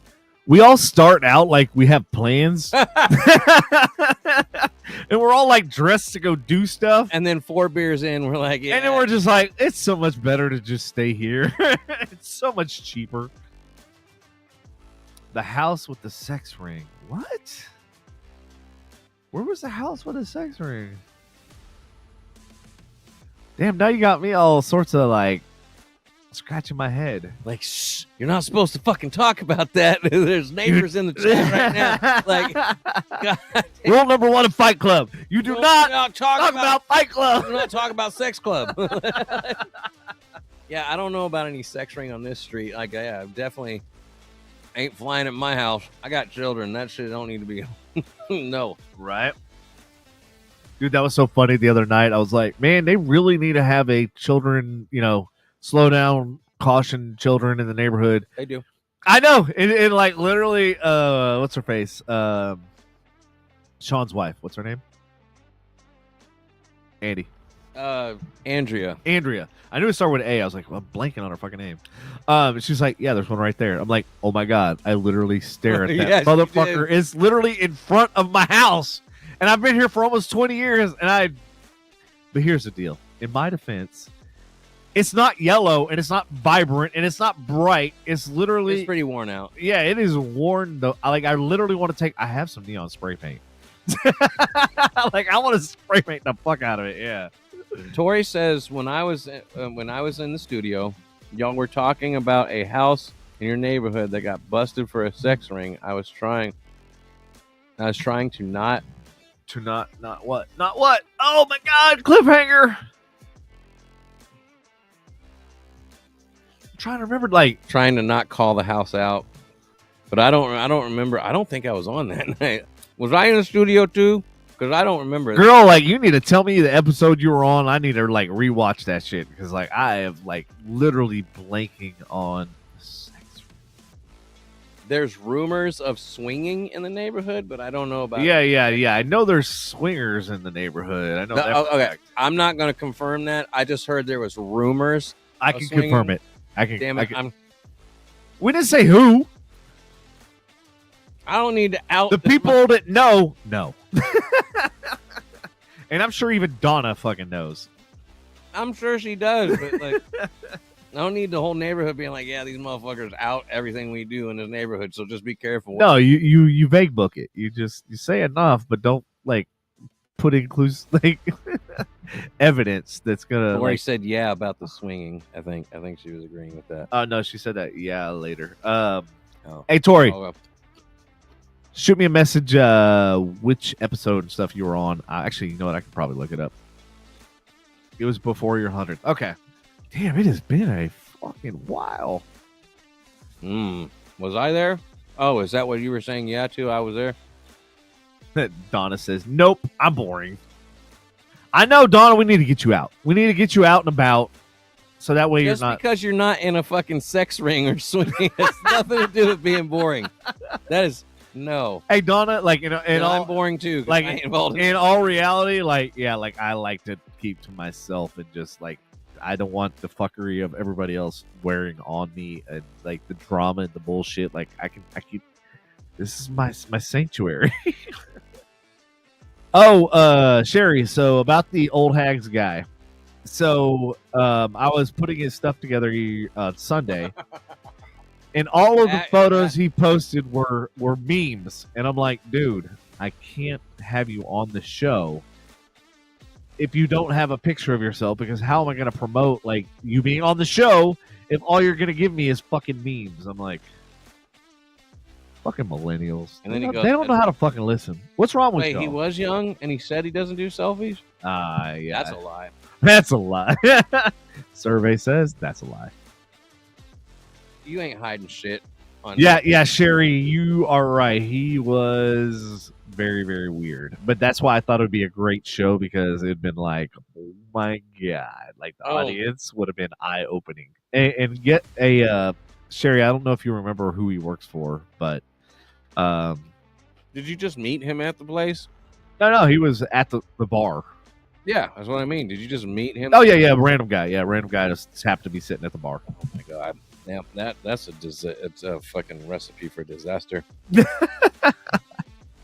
He wasn't that old. Well, no, that's why millennials aren't old. But she said good conversation, so I guess he couldn't have been too bad. But no, like, hey Sherry, can you remind me of like what all like details and stuff? Because between the shots and the drinks at the Stars game and everything else, yeah, I was a little bit tipsy.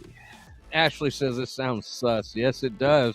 By the way, Ashley, Lindsay hates that fucking word because fucking Jackson and Michael use it all the fucking time. What, sus? That's a little sussy. That's sus. And Sussy is actually a character on a game they play called Among Us. And like, they're like, yeah, that's a little sus, Dad. And I'm like, shut the fuck up. I don't want to hear you say that shit. Oh, the best is when my boss, like, or my supervisor, like, starts talking about like all the different like sayings and shit. Mm-hmm. Yeah. And I'm just like going cringe. There's another one. Yeah. Fucking. That's cringe. So cringe. That's so cringe. That's so fetch. Fuck you. You go fetch. I'm a fucking dog. Yes, Sherry said he was really good at spinning. You would ask and he would spin back to you. He had a tragic story, so he said. That's why when you wrote me, you're like, the mail, but man, has he got some questions for us to keep us on our toes or something? Yes, I was like, he's gonna like literally, he's gonna be combative, which is good because that gives us energy to work with, right? Like if somebody's throwing you shade or questions or whatever, that gives you something to work with, right? Whereas somebody that's being quiet doesn't say shit, you got nothing to work with. You got no material. And we've had a few people not in the studio. It's really weird, the dynamic. Once somebody gets in the studio, like they open up a little bit more. I think because you don't really see the cameras. Whereas like when you're like basically doing remote, like it's more awkward, I guess. There still were one or two where we literally had to pull information. like it was like. But were they in studio or was that remote? One was in studio at one point. I think I remember the one you're talking about. And then the second one was she was having technical difficulties and she was being freaked the fuck out because she was having technical. You're not the one having anxiety over not using the headphones. Like, I was like, that should have been a meme. That should have went viral. Like we were just giving her suggestions. She's like, because she couldn't figure it out. She thought that she was like, I don't know if she thought she was disappointing the show or what, but she's like, yeah, she goes, that's because you don't understand what it's like, what it's like to have anxiety and blah blah blah blah. I'm like, your headphones aren't working. That's not a big issue. It's okay. We can reschedule you. It's all good. And like, it was like the end of the world, like over dramatic. Yeah, we didn't give her any impression that she was doing anything wrong, and she was just like, I have anxiety, and was like, from what? what happened? I don't like self-induced. Oh, yeah. So, Sherry, yes, the masked person that was in the car, that was very fucking creepy. Wait, what? Yeah, I don't remember when this happened exactly, but, like, Sherry got a picture of somebody in the driver's seat of a car wearing, like, a fucking Jason mask or something. When? Was it this dude? Did he get in the car? This was all weird all of a sudden. What? He was not a fan of the questions. He was hesitant to give anything. Also, neither one of y'all cared. I saw the masked car driver. So what? He was driving with somebody that had a mask on? No, I forget. Oh, she went out to smoke. You said, Devin, you did call me out for being rude. You kept asking questions when the podcast was, I guess, on. I'm like, dude, Tuesday at 7. Oh yeah. No, the guy was irritating me too. So it's probably a good thing I wasn't. Yeah, I have a tendency to fucking I'll be really like. So Sherry's no filter. She's telling him like it is, and I'm like, hey, this might be good for the show because if he's gonna run his mouth, he has no idea what he's gonna be in store with between you and I. Like, we are gonna fucking railroad. No, I'm gonna be like, I'm like one of those like, oh really? Tell me more about this, please. Oh, I love when people are like that because I was like, and that's what I'm thinking in my head. And like, even walking into the shithole. Yeah, like you're walking into our domain. Yeah, no, I won't. I will always let them. You know what I'm saying? I will always let them talk. Like, I won't call them straight out. I'll and I'm not passive aggressively. That's how I'll do it. I'll be very, very, very passive aggressive about how I ask. And I'm not saying this to instigate or to lead other people to follow in footsteps. Said copycats, basically. But there was a few people that tried to troll us, and where are they now? I mean, they aren't trolling us. Exactly. That's the point. That's my like. And it's funny because you belong to these podcast groups and stuff like that. They say, "Don't engage, don't do this." I'm like, "No, fuck that!" Like, well, no. All bets are off. Gloves are fucking coming off. Like, some people we engage, some people we don't. Yeah. It's that one guy way back when. I shouldn't have engaged. I shouldn't have been drinking that night either. That was not the greatest moment of my life. It would have been better if you had not said the one thing. The phrase. Yeah. It was not the phrase that pays. No. But and it's not the phrase that plays because we deleted the episode, but like we did. So if there's an episode missing, that's why. It was something said completely out of context. And it really sucked because like literally we showed how to handle a we were talking about it and then did exactly the opposite of it.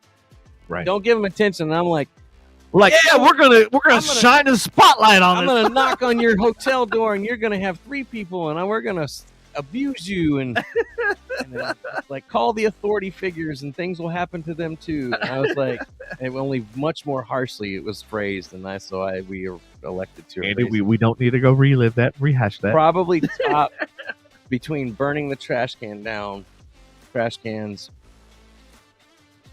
probably top 5 embarrassing moments, probably, or mistakes, not necessarily embarrassed. Like, thinking about it, I'm embarrassed, but like, it was very poorly worded, and it was because, not that drinking was an excuse, but yeah, that's why I didn't think about what I said. And it was funny because didn't you find a Facebook post or something where you literally said the exact same thing word for word? Apparently I made a joke years back and said. So apparently this is like a long running thing. It's a thing I won't repost. Apparently, like I said, but it's okay because Andy talks about moms all the time, so it's like it's only appropriate that he regenerates other jokes. Yeah, when I posted it, I was sober, and so that one had no excuse. So I don't know. It won't be happening again. And it's so funny because you haven't had to run in with the police like. No, I haven't. I've been blessed by the police, believe it or not. They've let me go on a lot of fucking things, and I mean a lot of things. Expired registration for 4 years. All right, let's talk about that. That's a good little side subject. Mm-hmm. What is something that y'all got away with the police? Yes, let's hear the story. Please tell me, because I'm sure, like, I can think of one right now, and I know Andy just talked about one. But like, what's a story where you should have like gotten in trouble but you didn't, and we want to hear like how you got out of it, or even if it's a ticket and you damn sure should have had a ticket, like a 5-year expired registration. He's like, get that taken care of. You'd be like, I will. In 2 years when it's no longer valid to get a fucking inspection. When I was a teenager, I will drop one real quick. When I was a teenager, I got pulled over in my Buick, and I had 3 people in the back, 1 person in the front, and we were all dressed in, I don't know, hoodlum attire. And I was wearing snow camo pants with no shirt on, and he pulled me out of the car. And he's talking to me. And luckily, this cop had pulled me over 2 weeks prior because car stereos were being stolen in the area, and he heard me bumping. So we had a conversation about my stereo. So he remembered me this time because I told him, I was like, hey, you're blah, blah, blah. And then he's like, all right. He goes, where are you headed? And I was real honest with him. I was like, we're going to a party. My friend's grandparents are out of town, so we're going to go have. He goes, that's where y'all going to be all night? I was like, yeah, I'm not leaving after that. I was like, there's plenty of space for us to sleep. If I have to, I'll sleep on the floor. Like, all right. He goes, y'all need to be safe, though. He goes, but if I asked you to search the car, would you let me search the car? And I was like, yeah, there's nothing in there that I know of.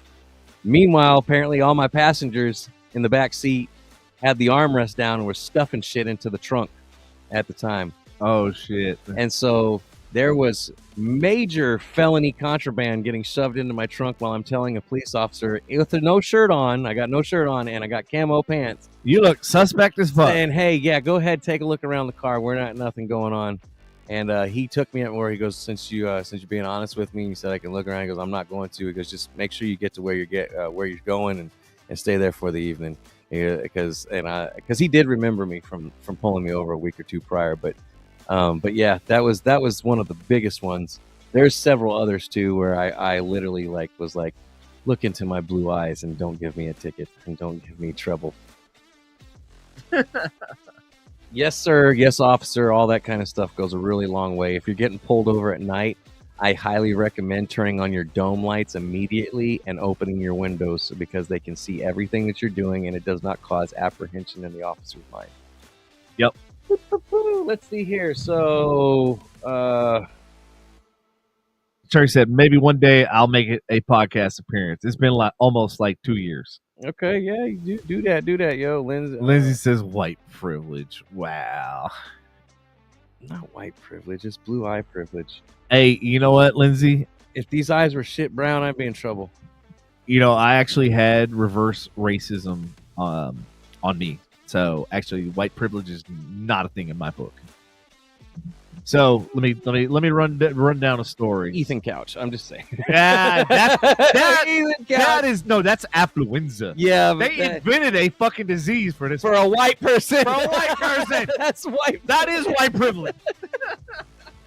So yeah, I believe it exists in the court system. It may not exist with the cops because I've seen cops be equal dickheads to white people, especially in Addison and Farmers Branch. Okay, so let's talk about Addison. Let's talk about Addison. I should own half of fucking Addison by With all now. the shit I've paid. Well, no, not only that. Like, which elbow is it? This one. That one. Look at my scars, guys. So hold on. On that elbow, there's a scar going right here all the way down. Anybody else got any stories? So I was at I don't think it was Oktoberfest. It was some kind of festival going on in Addison. And me and the girl I was dating at the time and her brother like all got stopped by a couple police officers or whatever. Fucking Addison. I was being completely like cool, like my girl was right here. Mm-hmm. I was in handcuffs. She was in handcuffs. Her brother was probably about 30 or 40 yards away. He was in handcuffs. Well, all of a sudden, this police officer, fucking, I will never forget what he looked like. Big, fat, wearing a yellow shirt, Hispanic guy, comes up to me, starts talking shit, and then proceeds to punch me in the face. Now, mind you, I'm in handcuffs. I can't stop. I can't block. So I do the best I can by like trying to move to avoid getting, straight sucker punched in the face. Well, in doing so, I end up falling to the ground. And of course, I can't catch myself because I'm in fucking handcuffs. So when I land on the ground, I land with all my weight on that elbow and split my elbow open with like a 3 or 4 inch fucking gash.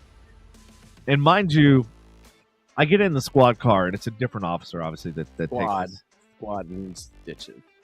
And, like, I literally am in the car talking to this officer, being like, I hope your dash cam saw that officer punch me straight in the face while I was in handcuffs. I go, that was police brutality, like, nobody's fucking business. It was not warranted. There was no reason. I wasn't being rude. I was fucking detained. And here's the fucked up part. That building where it happened, 21 cameras. 21. Now, 19 of were focused in that same vicinity. Like, they were pointed at that vicinity. Not when you brought it up in court, they weren't. Oh, guess what happened? All 19 cameras, miraculously, the one footage they brought panned away when the officer fucking punched me in the face. Oh. I said, fuck Addison, fuck the city, fuck the police, fuck every motherfucker in Addison because they all covered it up. And I'm horny. I'm fucking them all. Oh, sorry. And here's the fucked up part. When I asked for medical, like, to stitch this up, they denied me medical service on top of assaulting me. This is when I realized I have worthless parents because if it was me and it was my kid and that shit happened, I would have lit the goddamn fucking city on fire. Like, literally, like, that shit, you don't fuck around with my kid. That's when I realized at a young age that my parents suck at life. And that's when I realized, like, I have nobody to protect me other than me. And that's when I realized, fuck police. I worked volunteer for 7.5 years with police, fire, and EMTs. So, like, I put in my service. I did my time with them. I volunteered. Like he did a sentence. Yeah, it wasn't a sentence. He hasn't been in jail, folks. He's only been detained. But no, and that was the fucked up part is because I like was denied medical service. I was assaulted while in handcuffs, and like I lost all respect for fucking police when that happened. And then when all this shit started happening and stuff with the news, I'm like, yeah, it's par for the course. I don't give a fuck if there's one bad cop. When there's one, there's the entire squad. Because if the squad doesn't speak up against the one, then they're just as guilty as the but one. You're not going to hear about the ones that speak up because the news will refuse to cover it because it's told not to. No, every once in a while, they show video on YouTube and stuff of a good cop stopping a bad cop. Like, literally arresting a bad cop. Yeah, but it took how long? Find it on YouTube. It took how long to get to that level, though? That's the fucking problem. But that's just it. Do we really think that it took that long, that level? Or is that just what the media is telling us? No, that's because they finally have body cameras, which is what I've been an advocate for ever since that happened. And I totally agree. But the thing is just understand the coverage of people doing right. It's just like a review. When you get burned at a business, you're gonna fucking scathe them on a review. But if you have a good experience, you're not gonna be as motivated, and it's gonna get put to the side, and you're not gonna leave a review. It's the No. That's not true. That's not true. I give credit where credit's due. I do too, but humanity doesn't. And so what I'm saying is when the cops step out of line, especially if it's more and more and more, the news is only going to cover those cops, right? And how bad they are. They're not going to cover, even if it's whether it's fewer or not. That's why you said you can find it on YouTube. You can't find it on mainstream media when it says, "Hey, this cop stood up for injustice and this and that." Well, and you actually hit a good fucking point. Like, a lot of people now, especially younger generation, do not trust the news. They don't even go to the news. Like, a lot of people go Twitter for late breaking shit, or X, because it's happening that's still live. Scary though, you know what I mean? It is, but at the same time, but you get to make the decision. Like, you get to judge based on what you see. Dude, I saw some fucked up shit the other day that was like fucking literally traumatizing. This guy stole a workman's truck. I don't know if you saw the video. Like, I almost want to play, but at the same time, I know we'll get fucking taken down for playing it. So this guy stole a work truck, right? This guy like had a city vehicle, one of those big ass like F450, whatever fucking big ass thing. The dude gets in. Yeah, go ahead. He gets in the truck, drives off like this thief did. Oh, and mind you, the guy that's a city worker shoots the guy in the truck. He's shooting at the guy. If somehow doesn't hit him, doesn't kill him, whatever. But then the guy turns around in that truck, that work truck, yep, and straight up runs that guy over. And somebody's filming this entire thing, and I'm just like going, and I'm like, it's the fucking most fucked up, horrific. And you know damn well, like, all that shit's gonna be edited when it gets to mainstream news. Like, you ain't gonna see half of that shit. You're gonna get a blurry image of this and a blurry, like, desensitize. No, don't desensitize. Fucking show it so that you can see how humanity really is. Don't fucking sugarcoat it. Sprinkle a little sprinkles on it. The motto for media is, yes, sensitize and sensationalize. There you go. That's it. That's $1 million fucking, yeah. That's sensitize and sensationalize. That's true. Lizzie says you get searched every time. Why you get searched every time? What do you do? You know, like how everybody always turns it around. It's always your fault that you get searched on. Because Andy wasn't there. That's all. You know, it's funny. You remember Nick back in the day, right? Mm-hmm. We got pulled over by Grapevine, and it was, dude. They had Camaros at the time, which was really fucking cool. Yeah, I was like, damn, Grapevine be balling. Yeah. And I can't remember if I was in my M3 or which vehicle I was in. But anyway, this guy was being an asshole, whatever. So, like, I floored it and got around him and, like, said, deuces. And then all of a sudden, I look in my rear view and, whoop, and I was like, going, of course. This is before, like, radar detectors and Waze and everything else, right? And so, like, I talked to the cop and I explained the situation. I was like, look, dude, I was like, this was kind of a do or die situation. I was trying to avoid this idiot that was trying to, like, run us off the road and this, that, and the other, yada, yada, yada. Then my boy Nick starts talking to him. I'm like, oh, fuck. I'm like, we're going to jail tonight. And as some reason, like, he starts talking about the guy's car, right? And like, oh, dude, like, what kind of car is that? What you got under the hood? Da, da, da, da. Mm-hmm. And then all of a sudden the cop was like, hey, you know what? You guys have a good night. Y'all just be safe. Like, if this ever happens again, he goes, call 911, blah, blah. I was like, well, if you respond this fast, yeah, I'll call. You guys can be here this fast every time. No shit.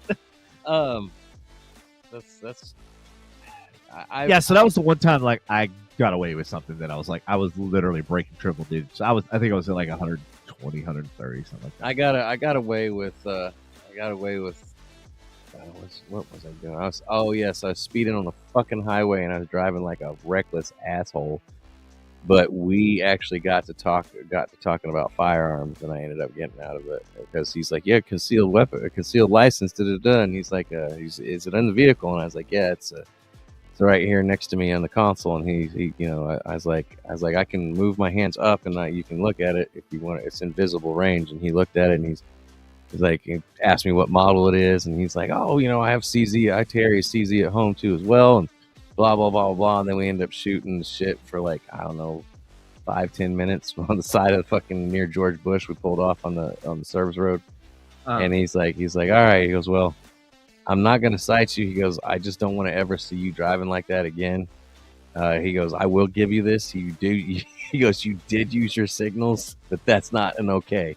And I was like, no, I completely understand, officer. I appreciate it. This and that, and then we went from there. So, and he let me go with a warning.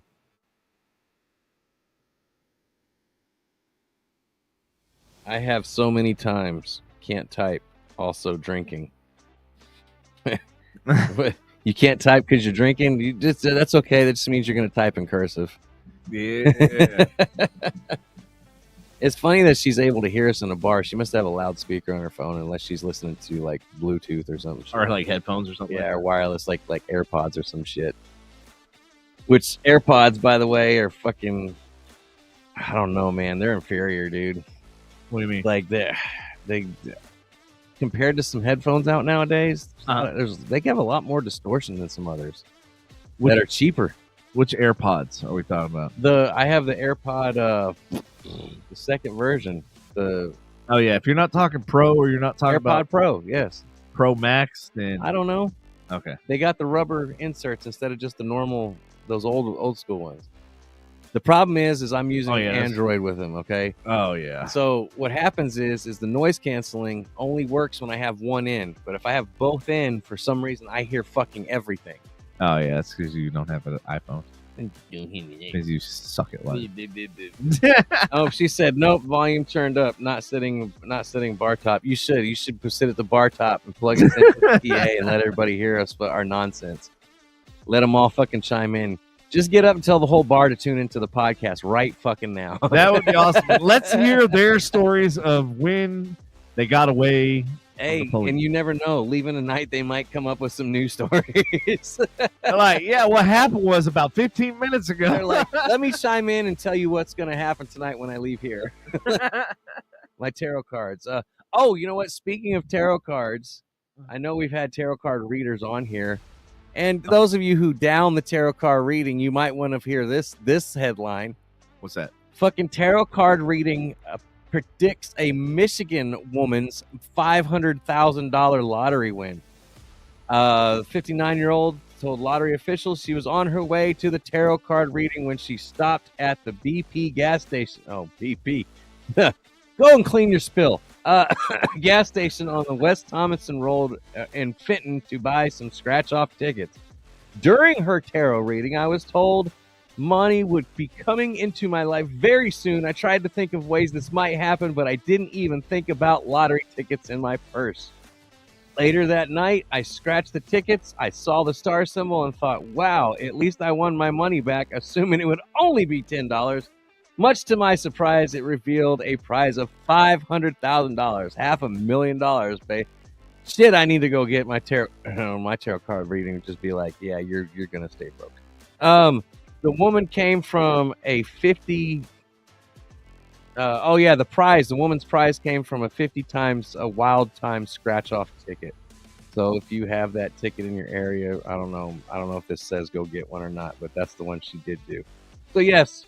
Those of you that don't believe in that tarot shit, I don't know, man. What do you think? I still think it's kind of bullshit. I think it's a weird coincidence, but you know what? Maybe she went to one of those authentic psychics. Called me for your free reading. Called me now. Hey, Sherry, bring your friend in if you think they're good. Hey, Sherry, just so you know, every fucking time I say your name, Siri on my phone decides to open up. What did she just write? Alexander, just the fact that Alexander the Patron. No, it's Beaverhausen. Beaverhausen. Just the fact that he's got Beaver in his name makes him cool enough to be on this show. Yeah, definitely. Hey, we can give us some of that Beaver whiskey. Yes, we have Beaver butt whiskey. Hey, don't tell him that. Or no, we have Beaver whiskey. There you go. Yes, so, God, now I can't call you Sherry because now every time I say that, freaking Siri will open up.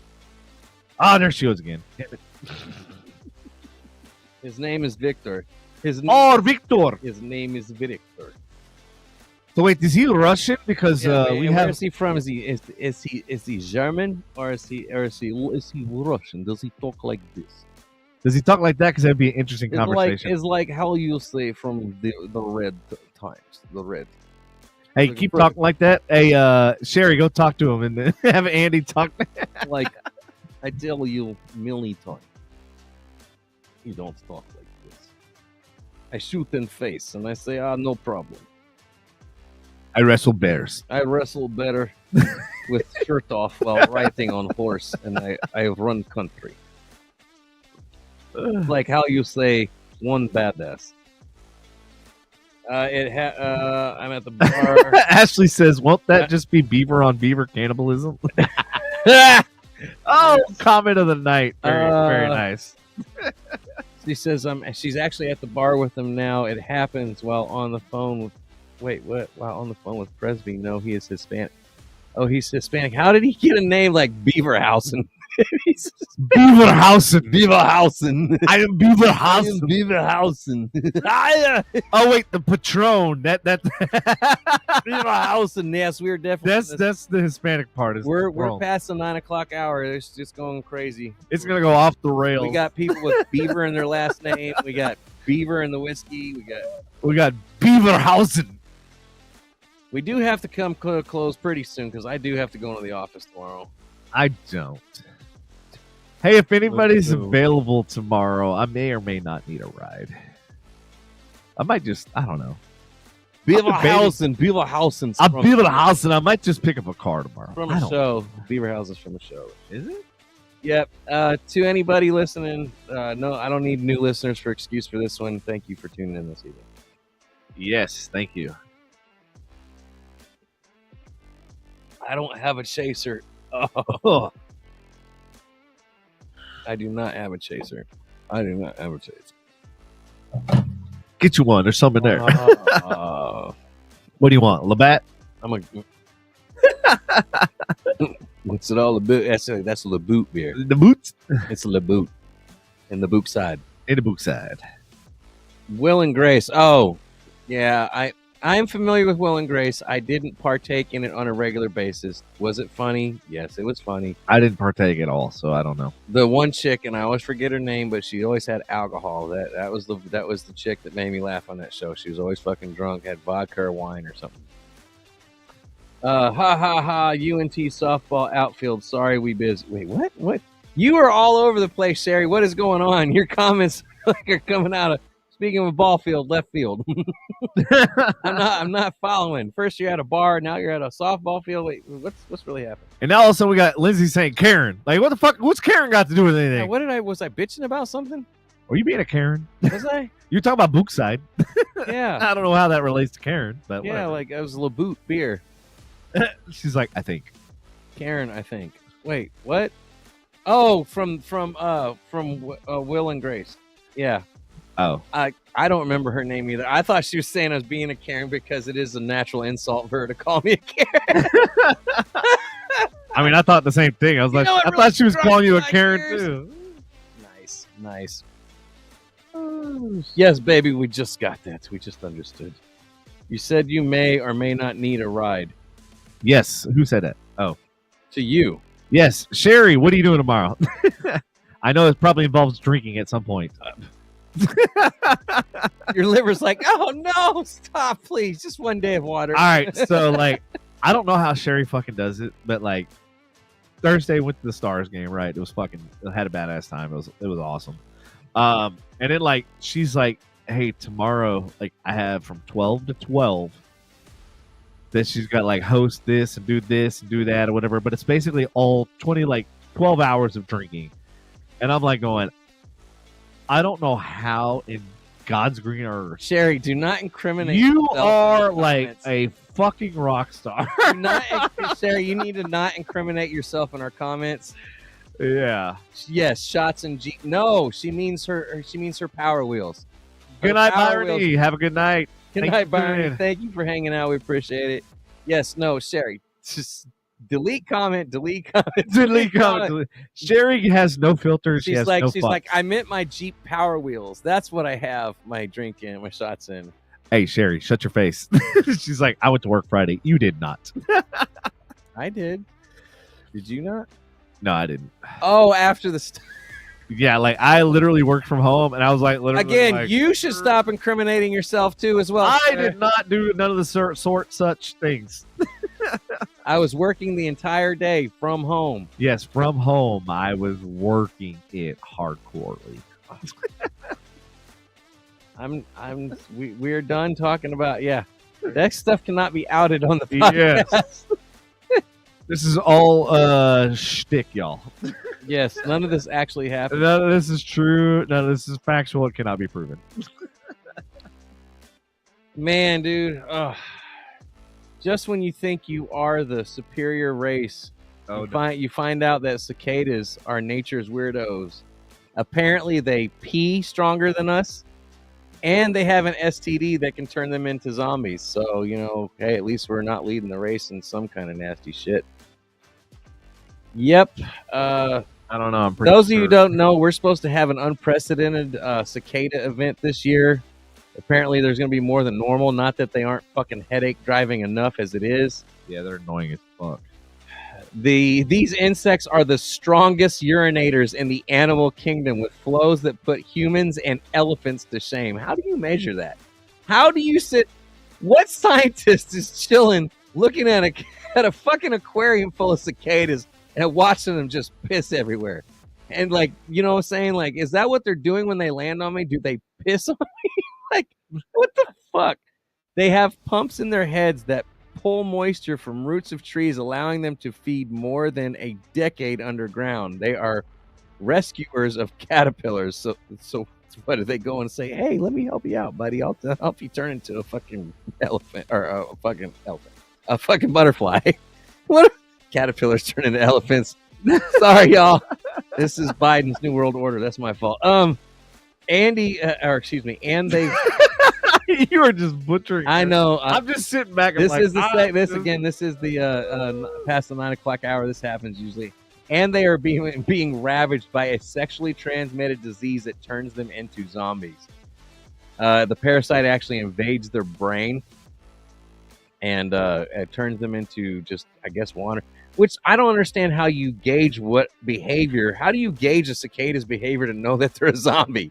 What do they do? They fly different? Do they go left instead of right? Can somebody please? They don't fly straight. You know, like they say when pigs don't fly straight. Yeah, well, cicadas don't fly straight. Now, can somebody research this for me and get back to me? Let me know, like, what happens when how do you discuss I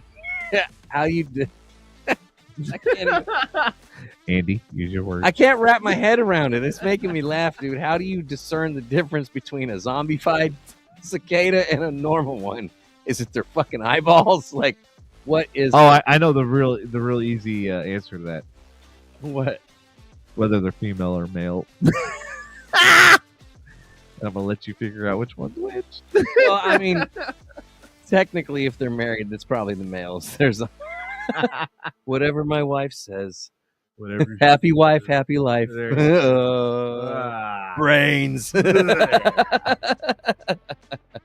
up in my mouth. Oh man. So yes, if you felt like you weren't doing anything with your life, just understand you pee less harder than a cicada. Oh my God. I'm glad I'm here for this, folks. Where the fuck do you get your news, bro? Dude, I purposely look up the most fucked up headlines for this show. You're like, I need the most. I want weird but shit. true for everybody to be like, that's fucking bullshit. They don't even have penises. How the fuck can a cicada pee harder than me? It's all lies. Yes. Oh, man. Oh boy. Dang it, man. All the rest of these headlines are super old. They suck. 9-year-old boy's dream of a pet octopus is a sensation as thousands follow Terrence's story. Yep, nope, we're good. Leaving that alone. That sounds like some boring shit. You know, octopuses are actually extremely smart. Very. Yep. You know, each one of the tentacles has like its own brain. It operates independent of the main. But yet they think together and work symbiotically. It's crazy. The big word in that. That is, man. Oh. You couldn't even say and a D earlier. Now you're saying symbiotic. That's fucking pretty impressive, bro. And what if I say you're a fuzzy little man peach? I say, what the fuck is his name? Old Greg. Oh, Greg. Fuzzy little man peach. Oh, good old Make Greg. an assessment.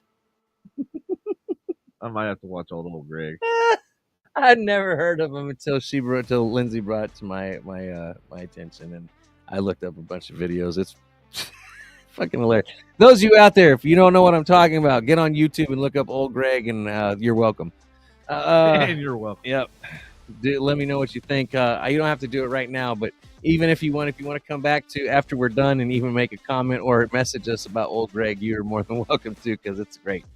And while you're at it, look up on YouTube HYCB. No, HYCYB. Look that up and listen to that video. And we've played it on the show before. Oh yeah, Yes, we have. Yeah. Do yourself like a I had to favor. do the acronym like breakdown. I'm like, oh. Yes, you will totally. You will. That one you will definitely be thanking me for, because you will be asking that to anybody that's looking for something ever again. Because Lindsay and I do it on a regular fucking basis now. That's terrible. That's terrible, y'all. It's terrible. So, God, that's depressing. What? Fucking hunter shoots the last gray wolf in I forget what state it is, because he mistaked it for a normal wolf. Why? So yeah, he just endangered that wolf's population. That state's wolf population. What a fucking dumbass. I don't know why you're out hunting wolves anyways. That's just retarded. Unless you're like, if you're fighting for your life, I get it. You got to shoot a wolf, but you shouldn't go out trying to hunt a wolf. For that matter, for that fact, I don't even think you should be out hunting bears. And there's going to be plenty of people out there. Hunting's cruel. You shouldn't hunt anyone in general. Hey, I hunt cougars every weekend. I like how the music stopped. As my face just goes into my fucking palm. And like literally the music just dropped. Hey Devin, you be killing those cougars? I'll be slaying them cougars. You be stabbing them? Oh yeah. Yeah, all right. Yeah, you know. Devin doesn't. I mean, Devin uses a gun, but it doubles as a knife.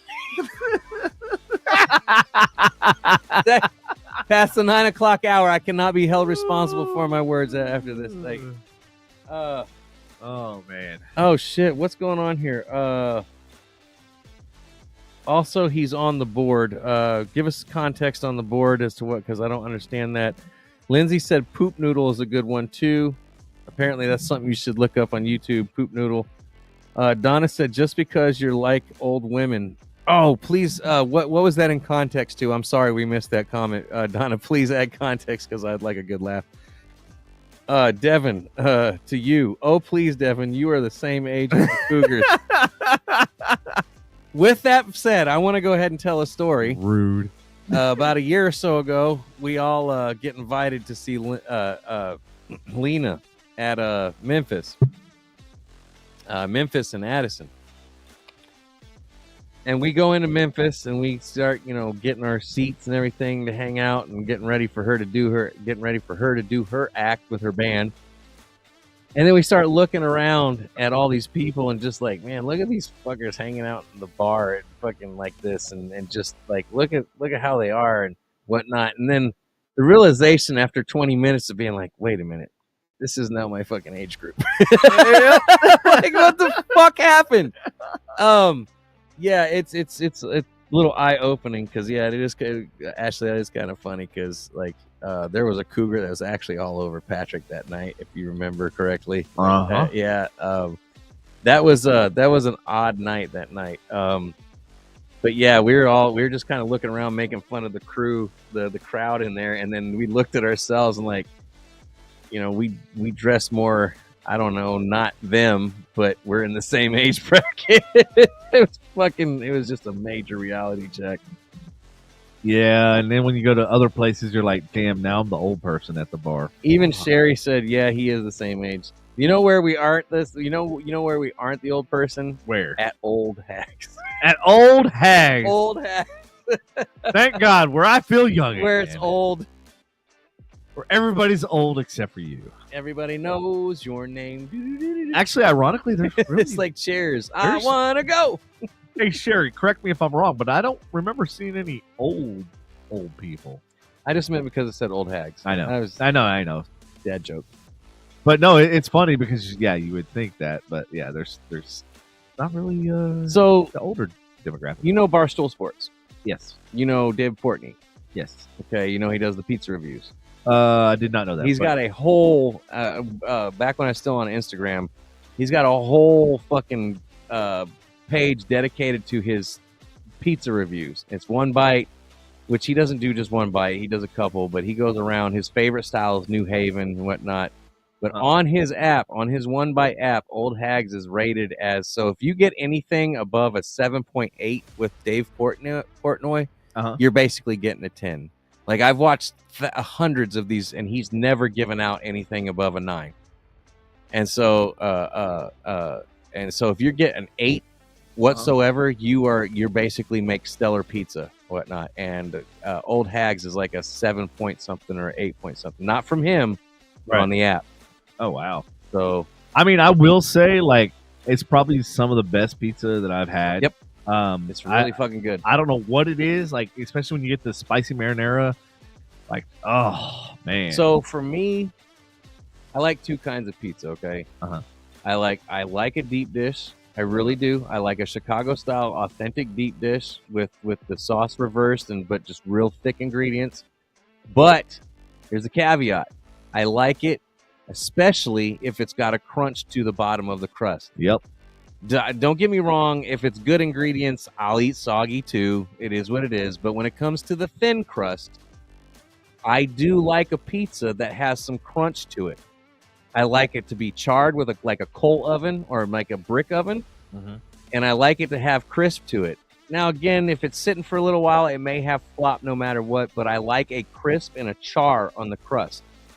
And that's what makes a good thin crust for me. But if it's thick crust, it's going to be hit or miss. It really is. I went up to Chicago. We went to Chicago for the road show, and we had two of the big chain thick crust. Did you get Illuminati's?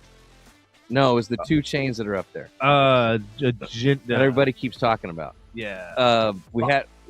Geno's. So we had Geno's and something. Geno's West and Geno's East or some shit like that. So here's the thing. One's better than the other. So one, the ingredients were fucking phenomenal. It tasted good, but I wasn't a fan of the crust. And then the other one, I was a fan of the crust, but it didn't taste as good.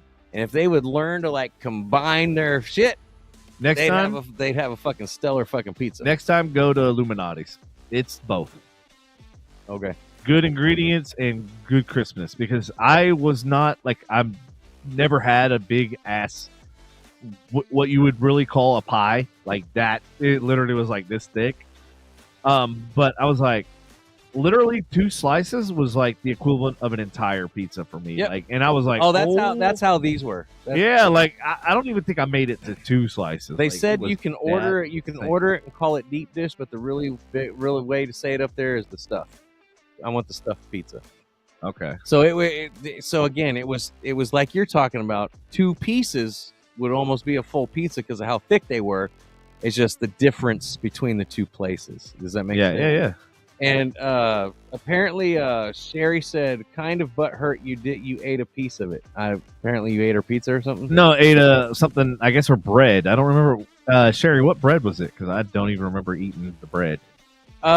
Don, a fan of Detroit style. Detroit style. What is Detroit style? It's similar to a kind of a I think. Well, no, I'm probably gonna get that wrong. Because Detroit's by like Missouri. I think it's a thicker crust.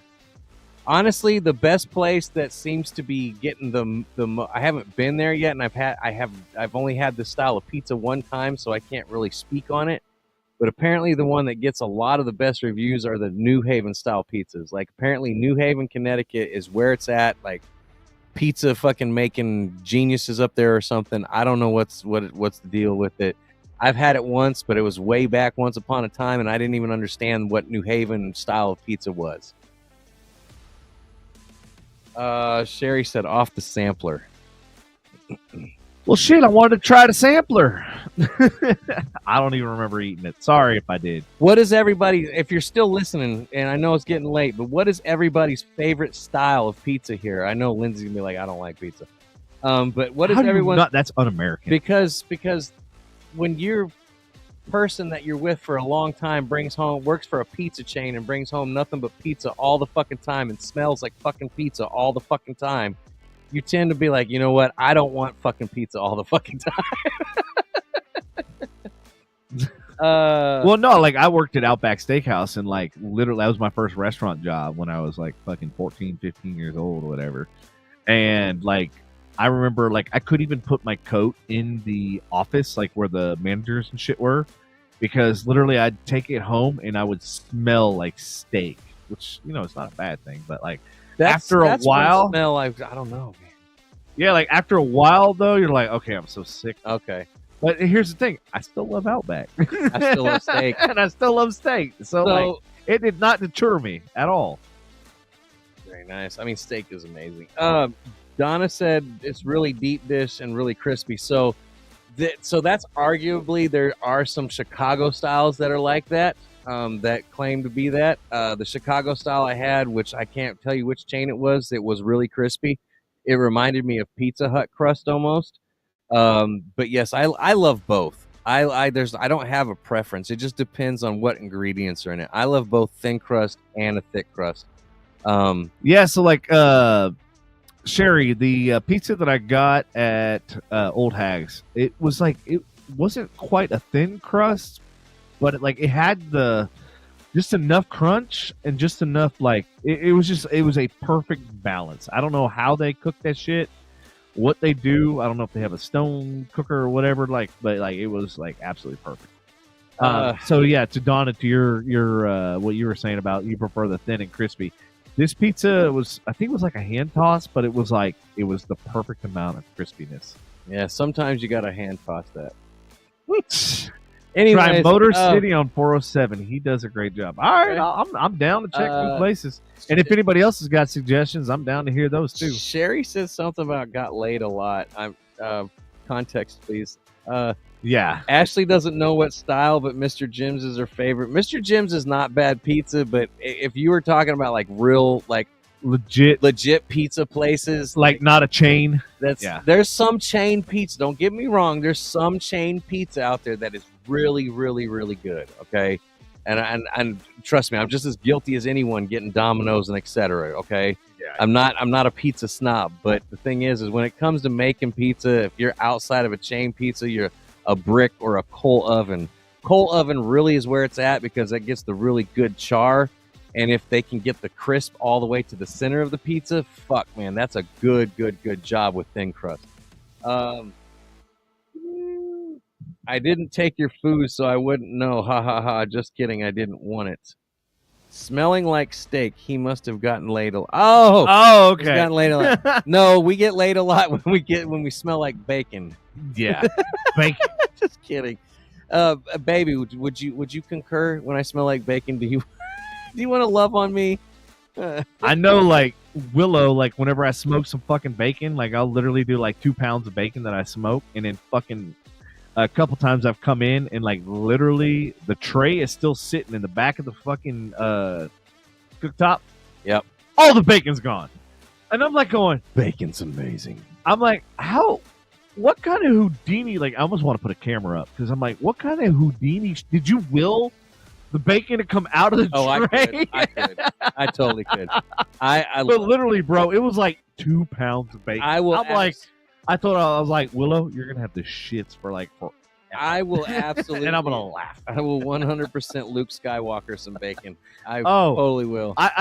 Willow's figured out a way to summon some fucking bacon. I don't know how she does it, but dude, she can literally tray and plate will stay exactly where it is. But yeah.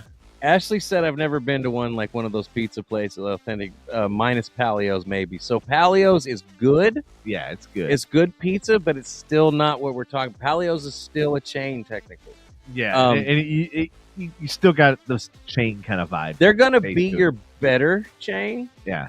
But like I said, there are good chain pizzas out there. It's going to be a better chain, but it's not really what I'm looking at. Damn, now you're making me want to go fucking drive out to fucking Old Hags tonight. If you're looking, get a badass if you're pizza. into the artisan pizza, which I mean, I don't mind artisan pizza. Like, you know, that's those pizzas like the margarita flavor pizza with the basil on it and the leaves and the shit and stuff. I don't mind those flavors. Right. But if you're looking for a good artisan pizza, there is actually a pizza place down in Carrollton that has one of 2 ovens in America shipped straight here from, is it South America or Italy? I don't remember where they had them shipped here. Hopefully it'd be Italy, because then it would be like legit. But I think it's called Cane Corso, or no, That's a dog. not Cane Corso. What is it? Cane. Damn it! Now I'm gonna fuck. Now it's gonna fuck with my brain pattern. Not that everything else hasn't already. But yeah, there's one down in Carrollton. You may want to look it up because I'm not remembering. Cane Rosso? Cane Rosso. There we go. Cane Rosso. Thank you, Devin, for getting that on the fly. Not a problem. If you're into artisan pizza and you like a good flavor, Cane Rosso makes some really, really, really good pizzas. I give them probably a 7.5 and above. 7.5 and above, just because I just like their quality and the oven that they use to cook it. So yeah, if you like that kind of pizza, go check it out. It's not my favorite, but at the same time, I don't mind it. Good pizza is good pizza to me. Yeah, me, I like the flavors, and it's weird when you go to like Europe and stuff, and you actually have the pizzas there. It's a fucking night and day difference. Like literally, it's like the ingredients are like almost whole. Well, I heard that in some spots in Italy, when you get authentic pizza, it's literally like cardboard. They don't cook it like we do. They don't put some of the same ingredients as we do. So I will say Germany, it was literally like almost like a cracker crust. Like when you bit into it, it was like, oh, so it was made by our ancestors. yes. See what I did there? Yeah. Was that racist? No, because I'm white. White privilege. Cracker crust. Cracker crust. Cracker crust. Is that the stuff when I wake up in the morning and get it out of my I've never mouth? even heard it. Like it looks legit. Like this almost looks like Italian. Like the style, like how What is it? the Cane Rosso. Yes. So like, And they got the pizza oven. Yeah, they got those are about. that's one of 2 pizza ovens in America. Well, Chicago has. They're about 100,000. I think it's like 150,000 a piece. But they get theirs from some a different different, because I actually, when they first were opening, I actually was privy enough to talk to one of the owners, and they gave me the history on that particular oven, and that was the only one in the Metroplex at the time. And then they opened up another one, and that's the second one in Dallas, let alone the second one in the U.S. Though there are similar products, because you know, Well, yeah, I was looking at their oven. It is different. So there's a place in Chicago that we went to, and so one of the guys that I was with, Trey, he was in the restaurant industry, but he did restaurant like equipment, like sales of like different products, stuff like that. So he, like, when we went into this bar, he goes, dude, each one of those pizza like ovens, he goes, like, it's 150 grand. Yep. He's like, they got $300,000 just sitting right there, just in there. I was like, all right, so I think this ought to be legit, and it was really good. I want to say the one they got shipped to them was 125. Yeah, 125, I think. Which to me is nuts. How many years ago was this? Like this was, so when Cane Rosso opened up, it would have been 2010, 2012, somewhere in between there. Okay, so yeah, given inflation and everything, it's probably about 175, probably 200,000 by now. Okay, Yeah, that's true. No, that's why I was like, this was fairly recent. Which is mind blowing to me. Well, so you showed their oven, right? Yeah. Because they're not just paying for the stone, the cement, and whatnot. It's actually wrapped in tile. It's got like decorative tile built all over it, right? Mosaic tile. Mosaic tile. Yes, Yeah. mosaic tile. But if you really think about it, as a person that would like build something like that in their backyard, because you technically, if you do a coal fire oven in your backyard and you do it cement and bricks, etc., brick oven, you can essentially get the same flavor. You're just not going to have the same look. And so when you think like 125,000, that's fucking nuts for some rocks and some cement. But the care and the artistry that goes into these artisan pizza ovens. So you want to hear something fucked up? What's up? So Shark Tank had a one of the products was one of these artisan pizza outdoor ovens. Yep. I have one. Oh yes, you do. I know what you're talking Yeah, about. and it's literally it's like $1,000. And I literally still have it sitting in a fucking box. And I'm like, I like pizza, but like it's just too much work. It's just to make the dough and then finding out like literally I got to get the dough imported from fucking Italy, or whatever. When you have an oven like that, it makes you want to make it from scratch. Exactly. I just don't have time. That's exactly goes back to what Lindsay said. Time. I mean, okay. So with that being said, right, I might venture out to a boboli crust. It's boboli. Remember those commercials, boboli. But I would venture, if I need something quick to cook in the pizza oven, I would venture. You know what? I found a recipe in my Pit Boss book for pizza on the smoker. I'm thinking about possibly making that. We should definitely try it because I'm kind of interested. Yeah, it tastes. Because it's different when like this pizza oven is all it's stone. First of all, so like you're cooking it on a stone. Oh, really? Yeah. Okay, and then the whole so when you look at that link that I posted, if you look at the interior of where the wood and all that sort of stuff is, the whole is all heat stone.